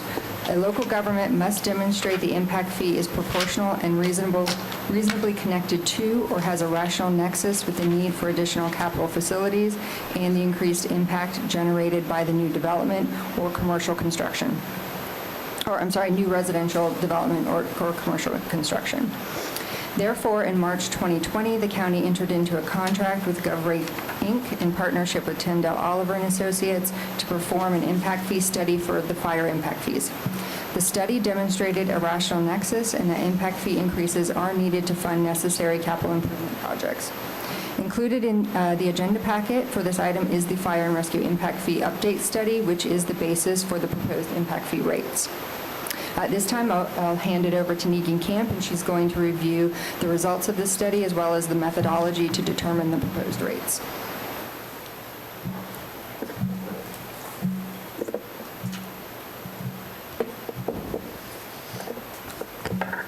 Good afternoon, Megan Camp with Tyndall Oliver. We have a brief study going through the background. Nikki, would you bring this down further? Absolutely. Thank you. Is that better? Okay. There you go. And as discussed previously, the last studies were completed in early 90s, and the county is continuing to grow. It's one of the faster growing counties, so that creates a need for additional infrastructure. Impact fee definition, again, we went over briefly earlier. It's a one-time capital charge, and it covers the cost of new capacity. And the goal is to maintain the level of service, calculate the cost of growth, and they are most needed when there's high growth, as in the case of Seminole County, and limited alternative funding. The study is using a consumption-based methodology, which is very common in Florida. It charges new growth based on the value of the infrastructure it's consuming. And the basic impact fee formula looks at cost of adding capacity, that's the value of the infrastructure. From that, we subtract any non-impact fee contributions from future development, not to double charge. And this net cost gets multiplied by demand, and in the case of fire impact fees, that's population-based. There are several components that I'll go through relatively quickly. The inventory includes 20 stations, training facilities, public safety building, about 170,000 square feet of building space, and associated land, as well as the equipment and the vehicles. And then the building and land values are estimated based on any recent construction, upcoming construction, insurance values, information from other jurisdictions, and so on. So just to really reflect the current cost of building these stations and facilities. Level of service is, in terms of population per station for impact fees, that's about 15,000 people being served by each station. So the total asset value, capital asset value, is about $121 million, and when we divide this by the service area population, that's about $420 per person, and that reflects the investment the community has made up to this point into fire rescue infrastructure. From that, we look at the non-impact fee revenue sources. The county is using both ad valorem, sales tax, and other sources. So we recognize that a portion of it will be paid by new development and give credit for that. So total cost minus this credit gives us the net cost. It's about $280 or so for residential land uses. That recognizes the fact that new homes are paying higher taxes, ad valorem taxes, and then the non-residential land use is about $325. So these net costs gets multiplied by persons per unit at each land use, and this chart is just showing sample categories, and that just gives us the calculated fee. So for single-family mid-size, like 2,000 square feet, it's about almost $500. Multifamily, about $330, and you can also see the adopted fees next to it. We then provide a comparison to other jurisdictions and included several details like the study date and adoption percentage. So in this chart, the adopted rates of other jurisdictions are ranging anywhere from $90 to $400. But when we look at and correct for items such as investment from other sources, and the date of the study and so on, the rates end up being much closer, and that chart provides you that rate. So, for example, Orange County dedicated a lot of infrastructure. If they hadn't done that, infrastructure sales tax, if their contribution were similar to Seminole County's, then the rate would have been about $330. Lake County is currently updating, it's landing around $600. Brevard County's recent study that wasn't adopted was at $326. So when we correct for these, it's a little bit more of an apples-to-apples comparison, and you can see the calculated fees are well within the range of other jurisdictions.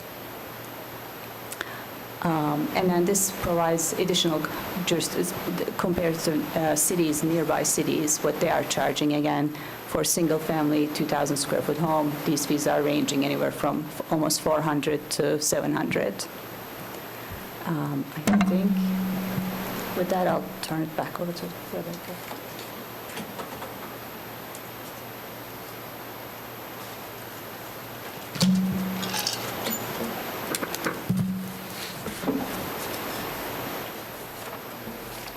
Okay, and then just to continue my presentation, as Negan stated, the fire and rescue impact fees have not been updated since the early 1990s, and additional funding is essential to fund capital improvement projects to serve new growth. Currently, capital improvement projects are being subsidized by property taxes through the fire millage. Meetings have been held with the Citizens Advisory Committee to review the study and the proposed impact fee rates as required by Chapter 110 of the Land Development Code. We had 3 Citizens Advisory Committee meetings where we did review the studies and the proposed rates. The proposed not-to-exceed impact fee rate schedules were published in the Orlando Sentinel on March 28, 2021, in anticipation of a June 29, 2021 effective date. The proposed ordinance amends Chapter 110 Fire and Rescue Impact Fee of the Land Development Code to revise and update the fire and rescue impact fees.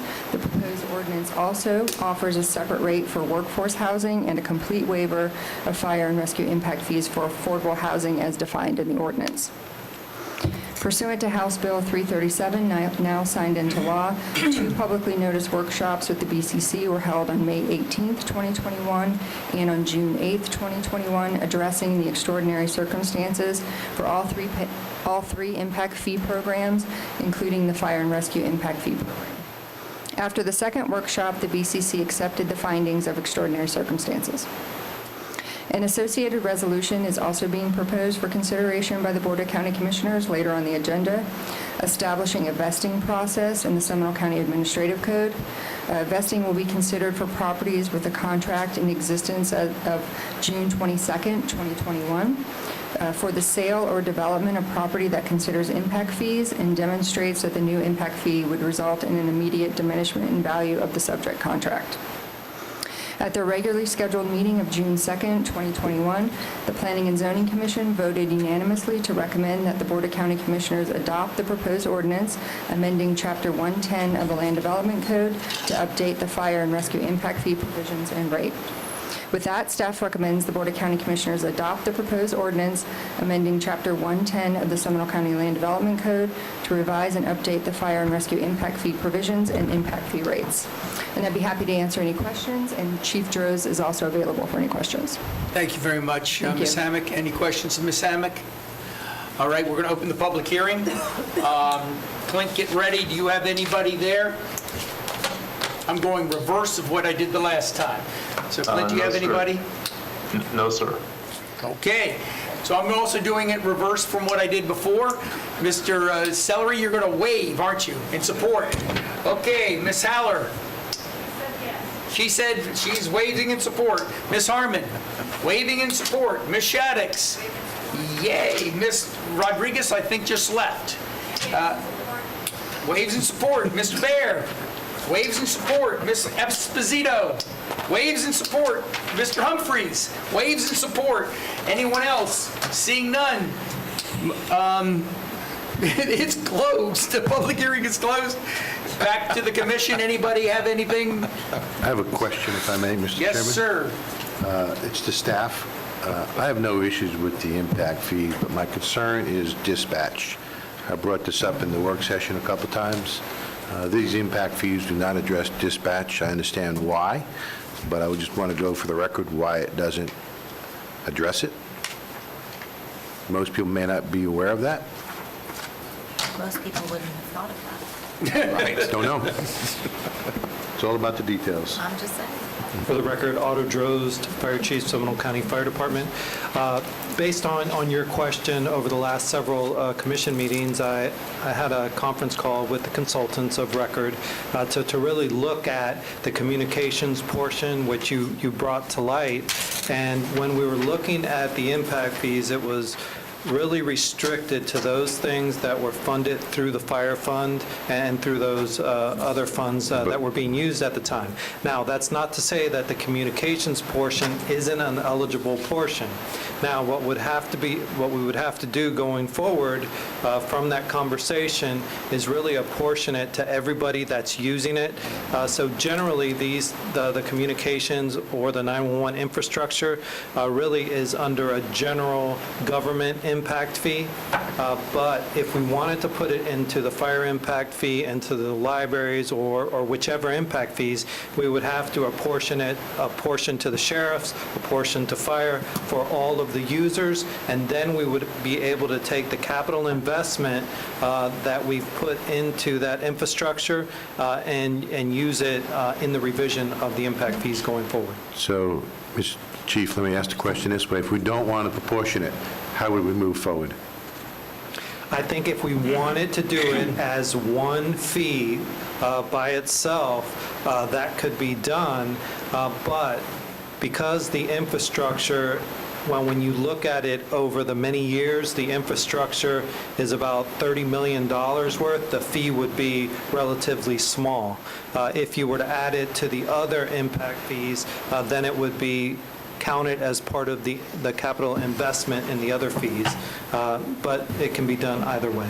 Because I know over the several years that we've been improving our dispatch, we've spent quite a few $1 million. I mean, just round numbers, it's, $27 million for the towers, $7 million for the radios, another $4 million for the dispatch. I mean, just the quick numbers. And I know that in the upcoming years, we're going to have to expand it even more. And I want to make sure that people know that presently the impact fees that we're looking at today does not affect dispatch, correct? That's correct.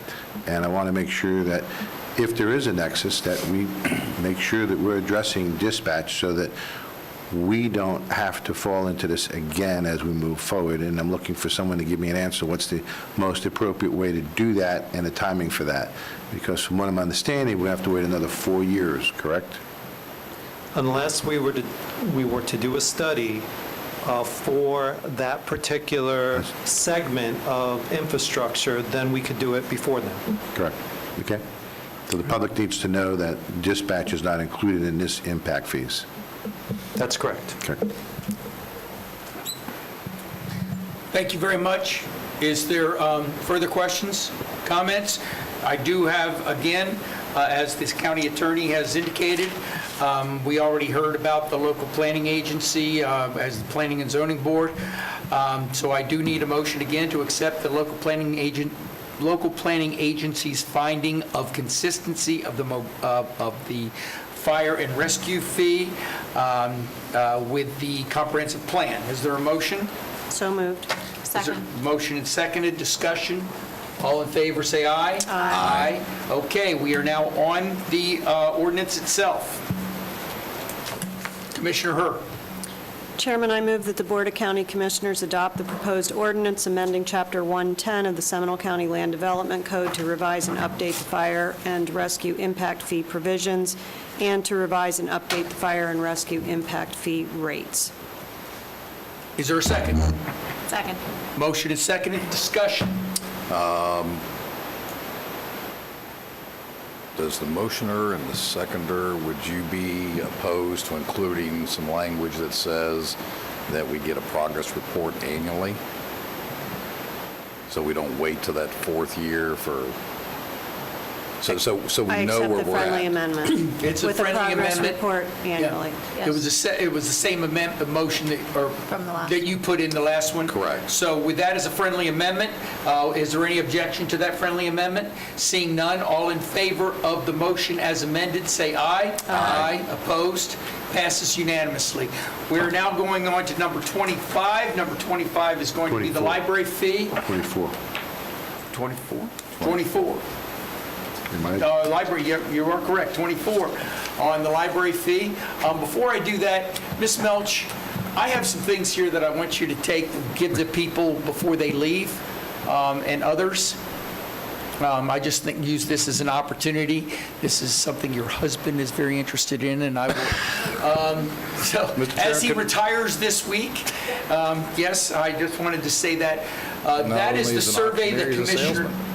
That is the survey that Commissioner Lockhart and I have talked about with the Florida with the Regional Planning Council, and it's a little card to let people do it. And seeing that so many people that are interested in Seminole County's growth are here, I thought it would be a good time to get it out. Okay, with that, Ms. Hammond, yes. Can we take a 5 or 10 minute break before we get into these next two? Absolutely. We'll Give take a everybody 10-minute break. Thank you. I think we're going to be fine.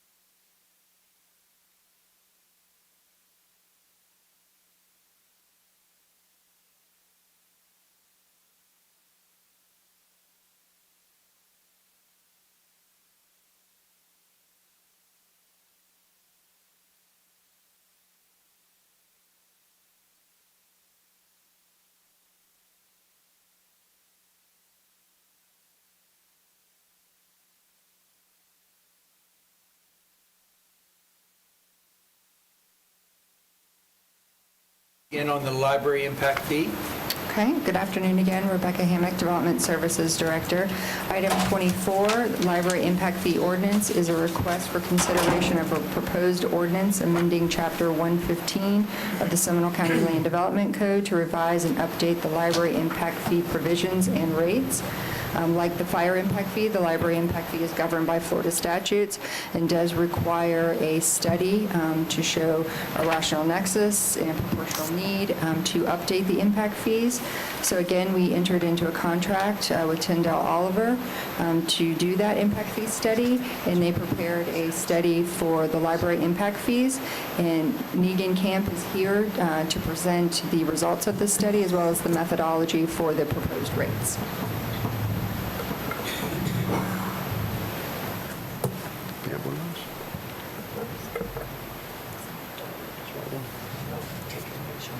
I don't know what it is. Negan Camp with Tyndall Oliver. I will skip first few slides since you just saw them and get into the library-specific information.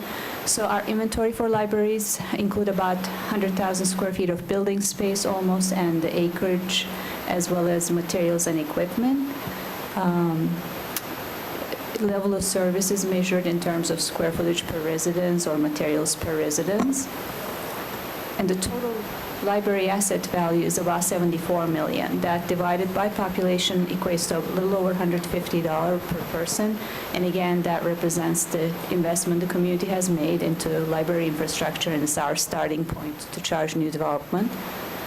There was limited alternative funding, but that generated a slight credit. So the net cost ended up being, again, $150 per person.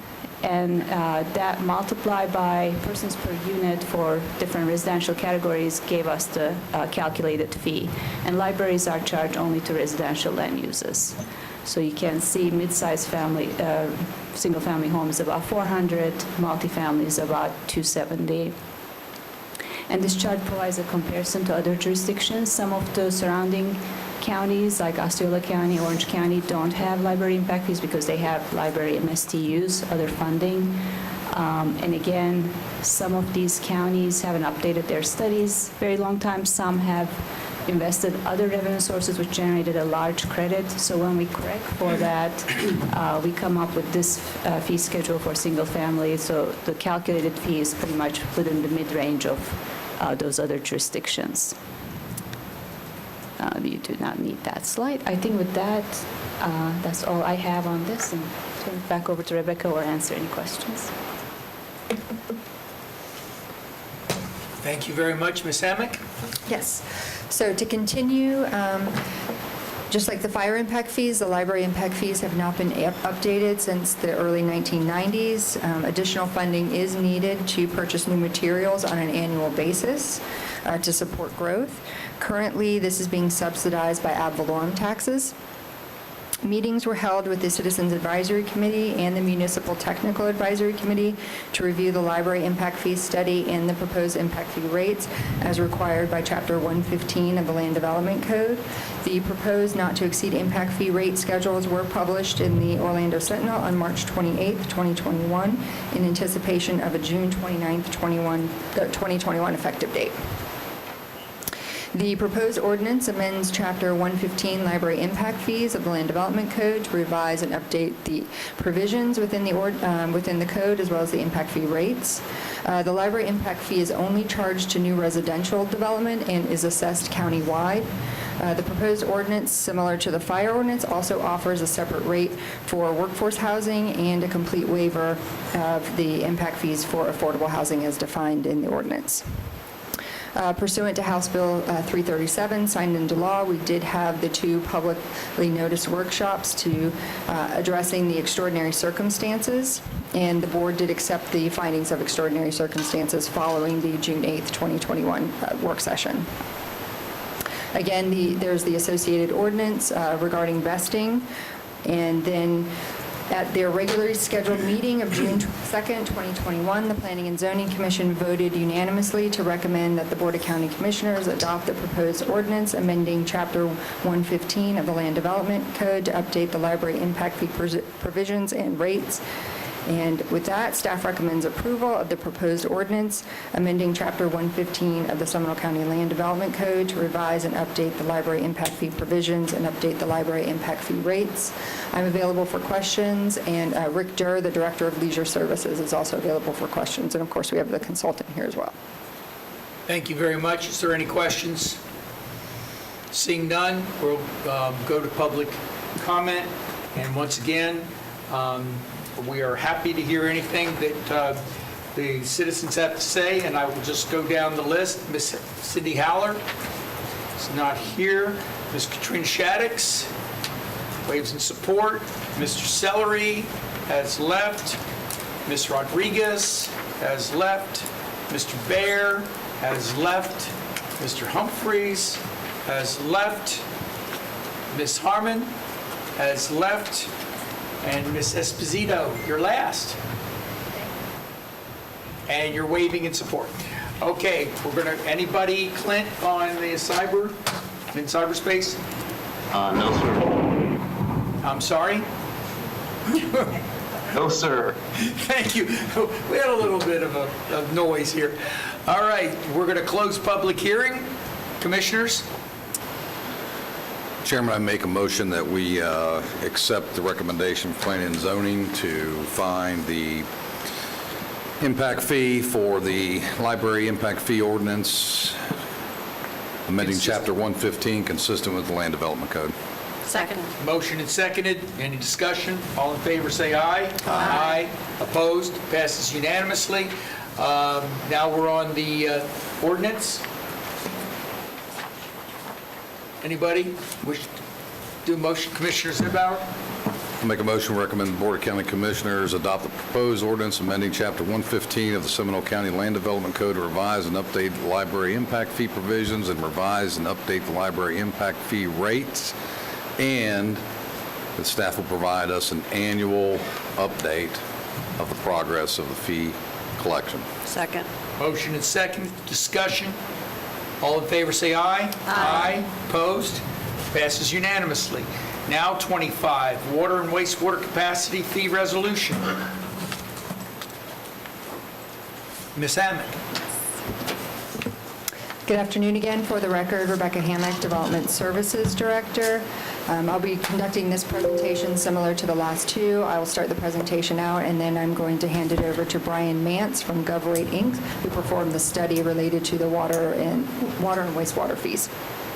So item 25 is a request to consider a resolution amending section 20.45 of the Seminole County Administrative Code to revise and update the water and wastewater connection fees. The county's water and wastewater connection fees or capacity fees, which are effectively impact fees, are an accepted revenue mechanism for a government to help pay for capital infrastructure or public improvements required to serve new growth. These fees help to reduce the need for monthly water and wastewater user rate increases. And similar to an impact fee, even though these aren't technically subject to the requirements of the Florida statutes, we have been running them concurrently with the other impact fee updates and have treated them the same. So again, we did enter into a contract with GovRate Inc. to perform the impact fee study for the water and sewer connection fees. And with that, I'll hand it over to Brian Mance. Thank you very much, Ms. Hammack. Mr. Mance, you've seen what's happened in the past and the work sessions, so at your leisure, sir. For the record, Brian Mance from GovRates Incorporated, and thankfully I've limited my slides to only 11, which I will cover very quickly. So, as everyone is aware, there's been extensive public outreach on these proposed fees. 3 workshops with the Board of County Commissioners, 2 of which were covered extraordinary circumstances. 3 meetings with the board-approved Citizens Advisory Committee. The information was provided to the Planning and Zoning Board and also to members of the development community. The proposed capacity fees, consistent with the other impact fees that have been proposed, the residential impact fees, residential capacity fees are for other than single family are based on living units, and whereas non-residential capacity fees are based on meter size. Throughout the study, we had extensive reasonableness checks. The calculated cost of the capacity are within the typical range of values among Florida utilities. We looked at the cost of the new capacity that was reflected in the county's master plan, and everything met the reasonableness check. Another reasonableness check was if the capacity fees had just been indexed since the last time they were adjusted, we'd be right in the range of where we are right now. We've talked extensively about how competitive the fees are in terms of how they compare with neighboring utilities. We've also talked about how it's not really a report card on how well the utility is performing, because there are just so many different reasons why capacity fees differ among utilities. We've talked about extraordinary circumstances. Basically, the county, as has been mentioned today, is expecting significant growth over the next several years and has to fund costly water and wastewater capacity to serve growth. And to the extent that the fees are not right-sized to fair amounts, user rates must be increased to make up the difference. And the county would incur additional debt, interest, and issuance costs. User rate affordability has been a national concern for many years. Before the pandemic, and many existing customers can't afford to continue subsidizing growth. And those include customers suffering economic hardships due to the pandemic, senior citizens on fixed income, and residents living in poverty. Also, additional user rate increases to commercial customers due to not right-sizing the capacity fees could negatively affect the ability to keep a business, because any user rate increases have to be passed through to consumers by the prices of goods and services, therefore increasing the cost of living for all county residents. And also, in extraordinary circumstances, it's just an equity issue. Fees have not been updated for many years and do not fairly reflect the cost to provide water and wastewater capacity to grow. Keep going, we're this close. He didn't. Don't stop. He was still going. So, good job. Our recommendation is to adopt the proposed water and wastewater capacity fee schedule, which is considered to be reasonable and to meet the criteria established by case law. It's right-sized based on the most recent and localized data. There's been many years since the fees were last adjusted. It's competitive. They're competitive with the capacity fees of neighboring utilities. They help reduce the need for future user rate adjustments. They help meet the debt service coverage requirement on the utility's outstanding bonds. And there are extraordinary circumstances that exist which allow the county to increase the capacity fees to the calculated amounts. Also, we did recommend a policy to submit an alternative capacity fee calculation, and we would certainly recommend that the county update the capacity fees whenever the capital plans and funding change significantly, but of course, the plan is at least every 4 years. So that's it for my presentation. Thank you very much. Any questions? Nope. Ms. Amick, do you want to finish us off? Sure. So to conclude, the water and wastewater capacity or connection fees, again, have not been updated in a number of years. And the increases in fees will help to ensure that property owners are paying their fair share towards the capital infrastructure needs created by new development. Again, the proposed not to exceed fees were published in the Orlando Sentinel on March 28th, 2021, in anticipation of the June 29th, 2021 effective date. We did include discussion of the water and wastewater connection fees at all 3 Citizens Advisory Committee meetings, so that everyone had a comprehensive understanding of all the impact fee increases.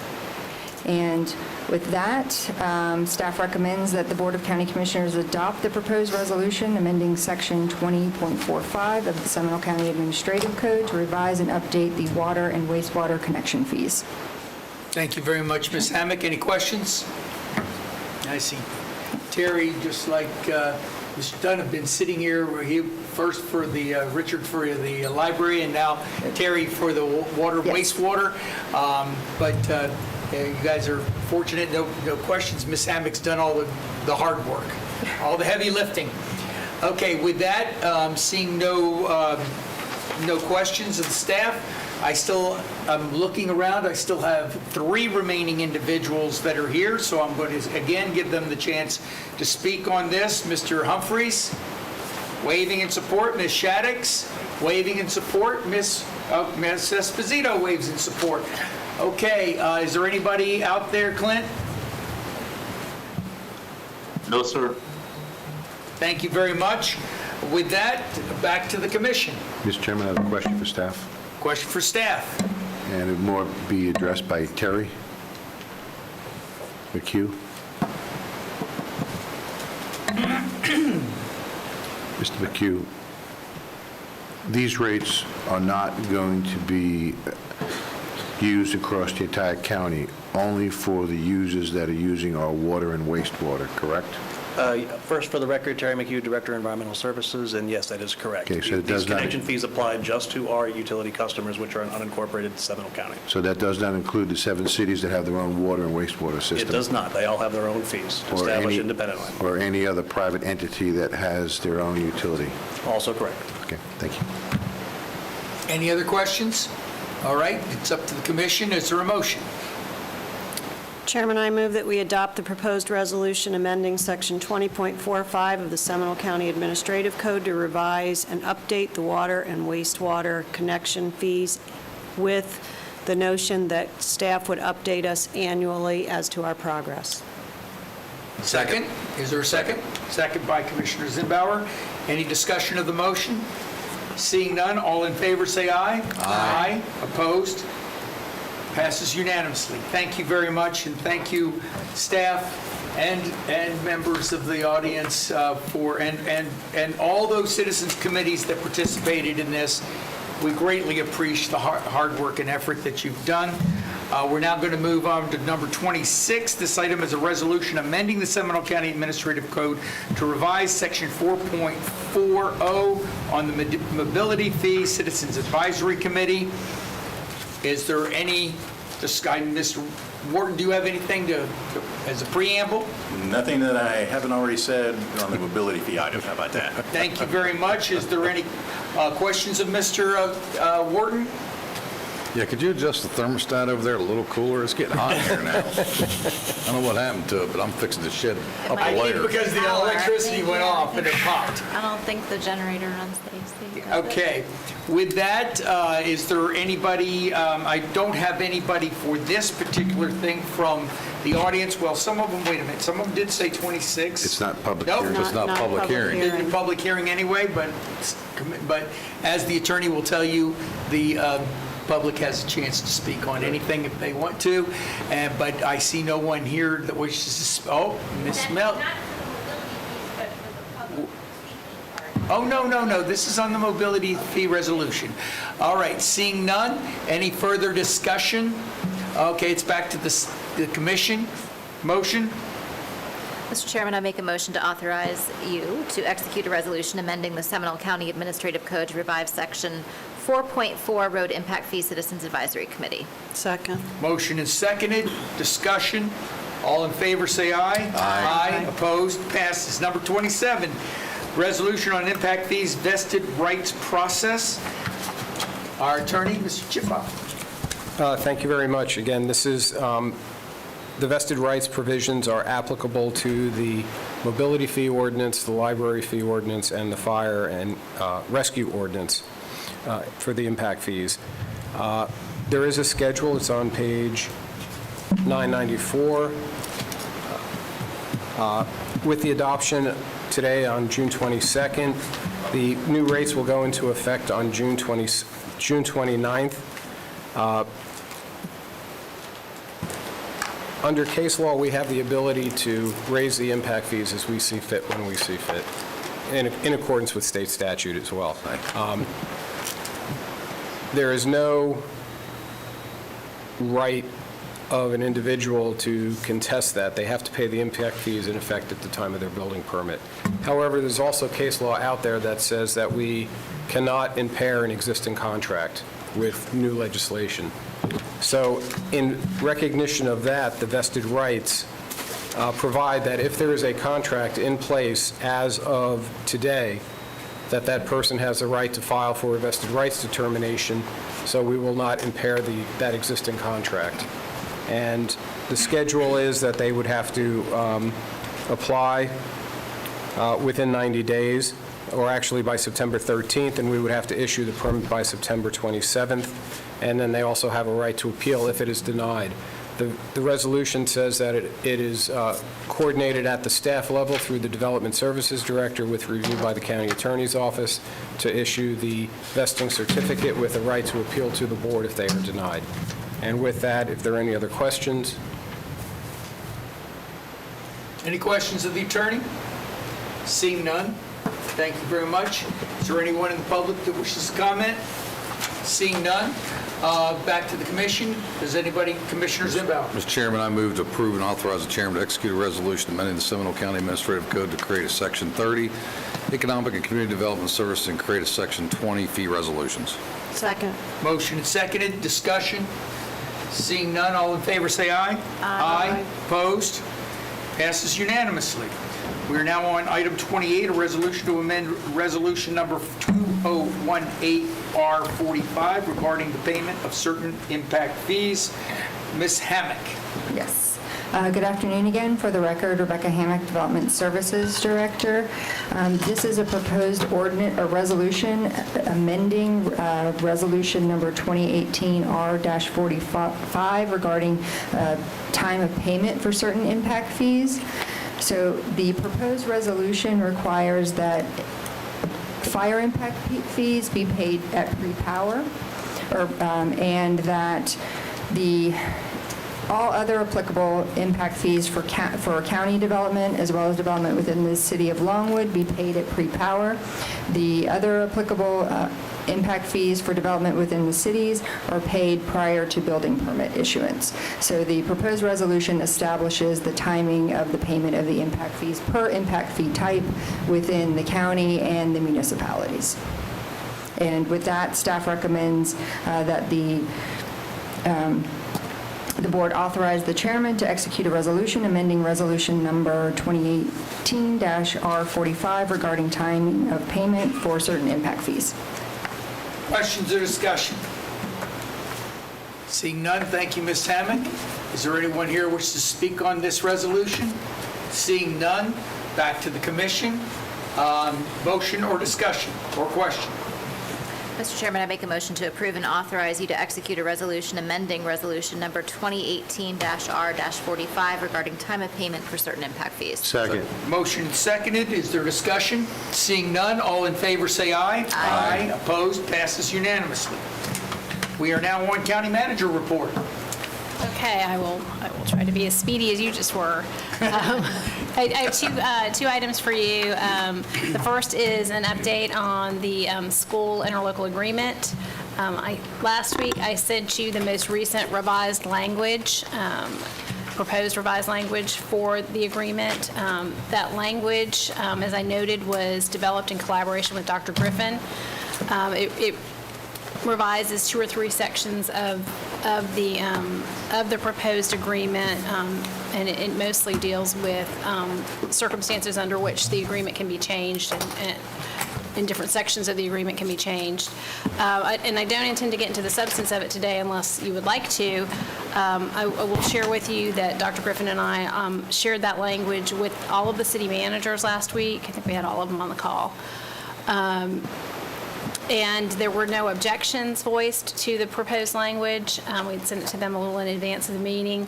Of course, they have to run it through all of their boards, so they were not able to represent where their cities would be, but there did not appear to be additional work needed from a staff standpoint.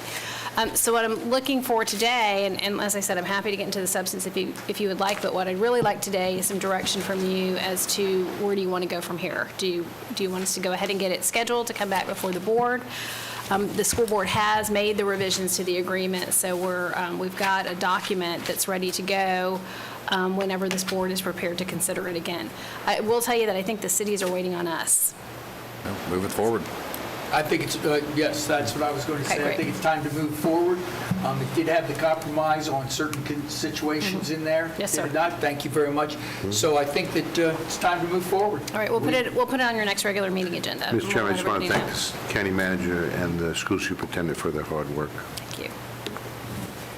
Yes, thank you very much. And yeah, I do believe that, as you say, the cities are waiting on us. So let's move forward as quickly as possible. And I have one other, just very brief item. I just wanted to give you a heads up that we will start the process to demo the building at 3500 Sanford Avenue. That's the old Boys Town building, and it's the site that we've been working with the city of Sanford to do a site plan to do 6 or 7 single-family homes, affordable housing units. We normally wouldn't demolish the asset before we had the plan fully approved, but we're starting to have difficulty with squatters. So I think it's become a nuisance, and we need to get it taken down pretty quickly. So I just wanted to let you know, if you drove by, what was going on with that. Mr. Chairman? yes, Commissioner. It's been at least 15 years since I've been inside that building, and I remember at some point, the county did do an investment in that building with their coolers and their kitchen area. I'm only suggesting there may be some salvage value. Well, we'll certainly take that into consideration. I appreciate that. I may have a homeless shelter that can take whatever's Yeah, there. that's what I was going to There say. you go. No problem. I don't know what Thank you for that. Well, I think that is one of there was some that's value one of the areas I that have is no idea. designated for the affordable housing situation. So, And again, it's been years since I've been in there. No problems. Anything We'll else, check. That's it. That's all I've got for County you. Mr. Chairman, before we move on, I would like to ask the county manager at some point, at the appropriate time, to look at dispatch to see if impact fees would be the appropriate thing to do there, and bring it back at the appropriate time. I'm not telling you when or if, just look at it. We'll bring it back and give the board some more information on that, and the board can give us direction on that. How about that? How about we do it that way? Okay. thank you very Sure. much. Okay, and also, we now county attorney report. No report at this time. You've had enough today. I have no future agenda items, however, I did want to, are we going to get a revised work session schedule? I'm looking over it through you, County Manager, to Miss... To Melanie. I'm sorry? Melanie? We will get you the most up-to-date one. I don't know that we've made revisions, but we'll There get have you. been things that people have been asking for, and there's another thing that, you were asking for just a minute ago, so just wanted to make sure. Public comment? Let me just be clear. I didn't intend on doing a work session I'm on the not asking communications. for- I was just going to send information. I'm talking Okay, about got it. county. Okay. I wasn't asking for a Okay. work session, Mr. Good Chairman. clarification, though. Yeah, but thank you, yes. Okay, public comment on items not related to the agenda, and I do see that Ms. Shaddix is still here. Okay, you guys, I need yellow forms. Can we ask staff to come down and figure out what's beeping over here since the power outage? If you could. Thank you. Really? It could be. My hearing might be a little bad. Ms. Shaddix, you're up. Ms. Milch, you are next. And I think that we've got more yellow card. Please come, let's bring them up. Just put your name on there, and I announce you, and we can fill it out. What's the matter? Beeping noise. Oh, Power outage surge. I do hear a little, something there too, but Ms. Shaddix, I do, okay. This is for Sarah. All right, thank you.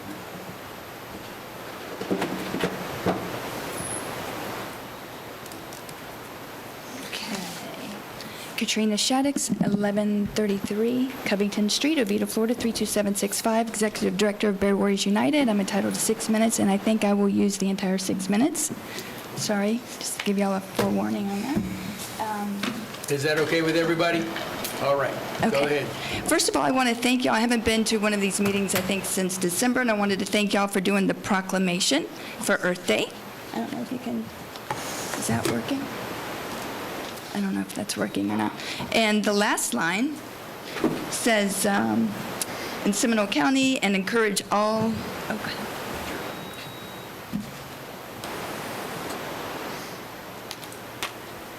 We may wait for Brian to come back, sorry.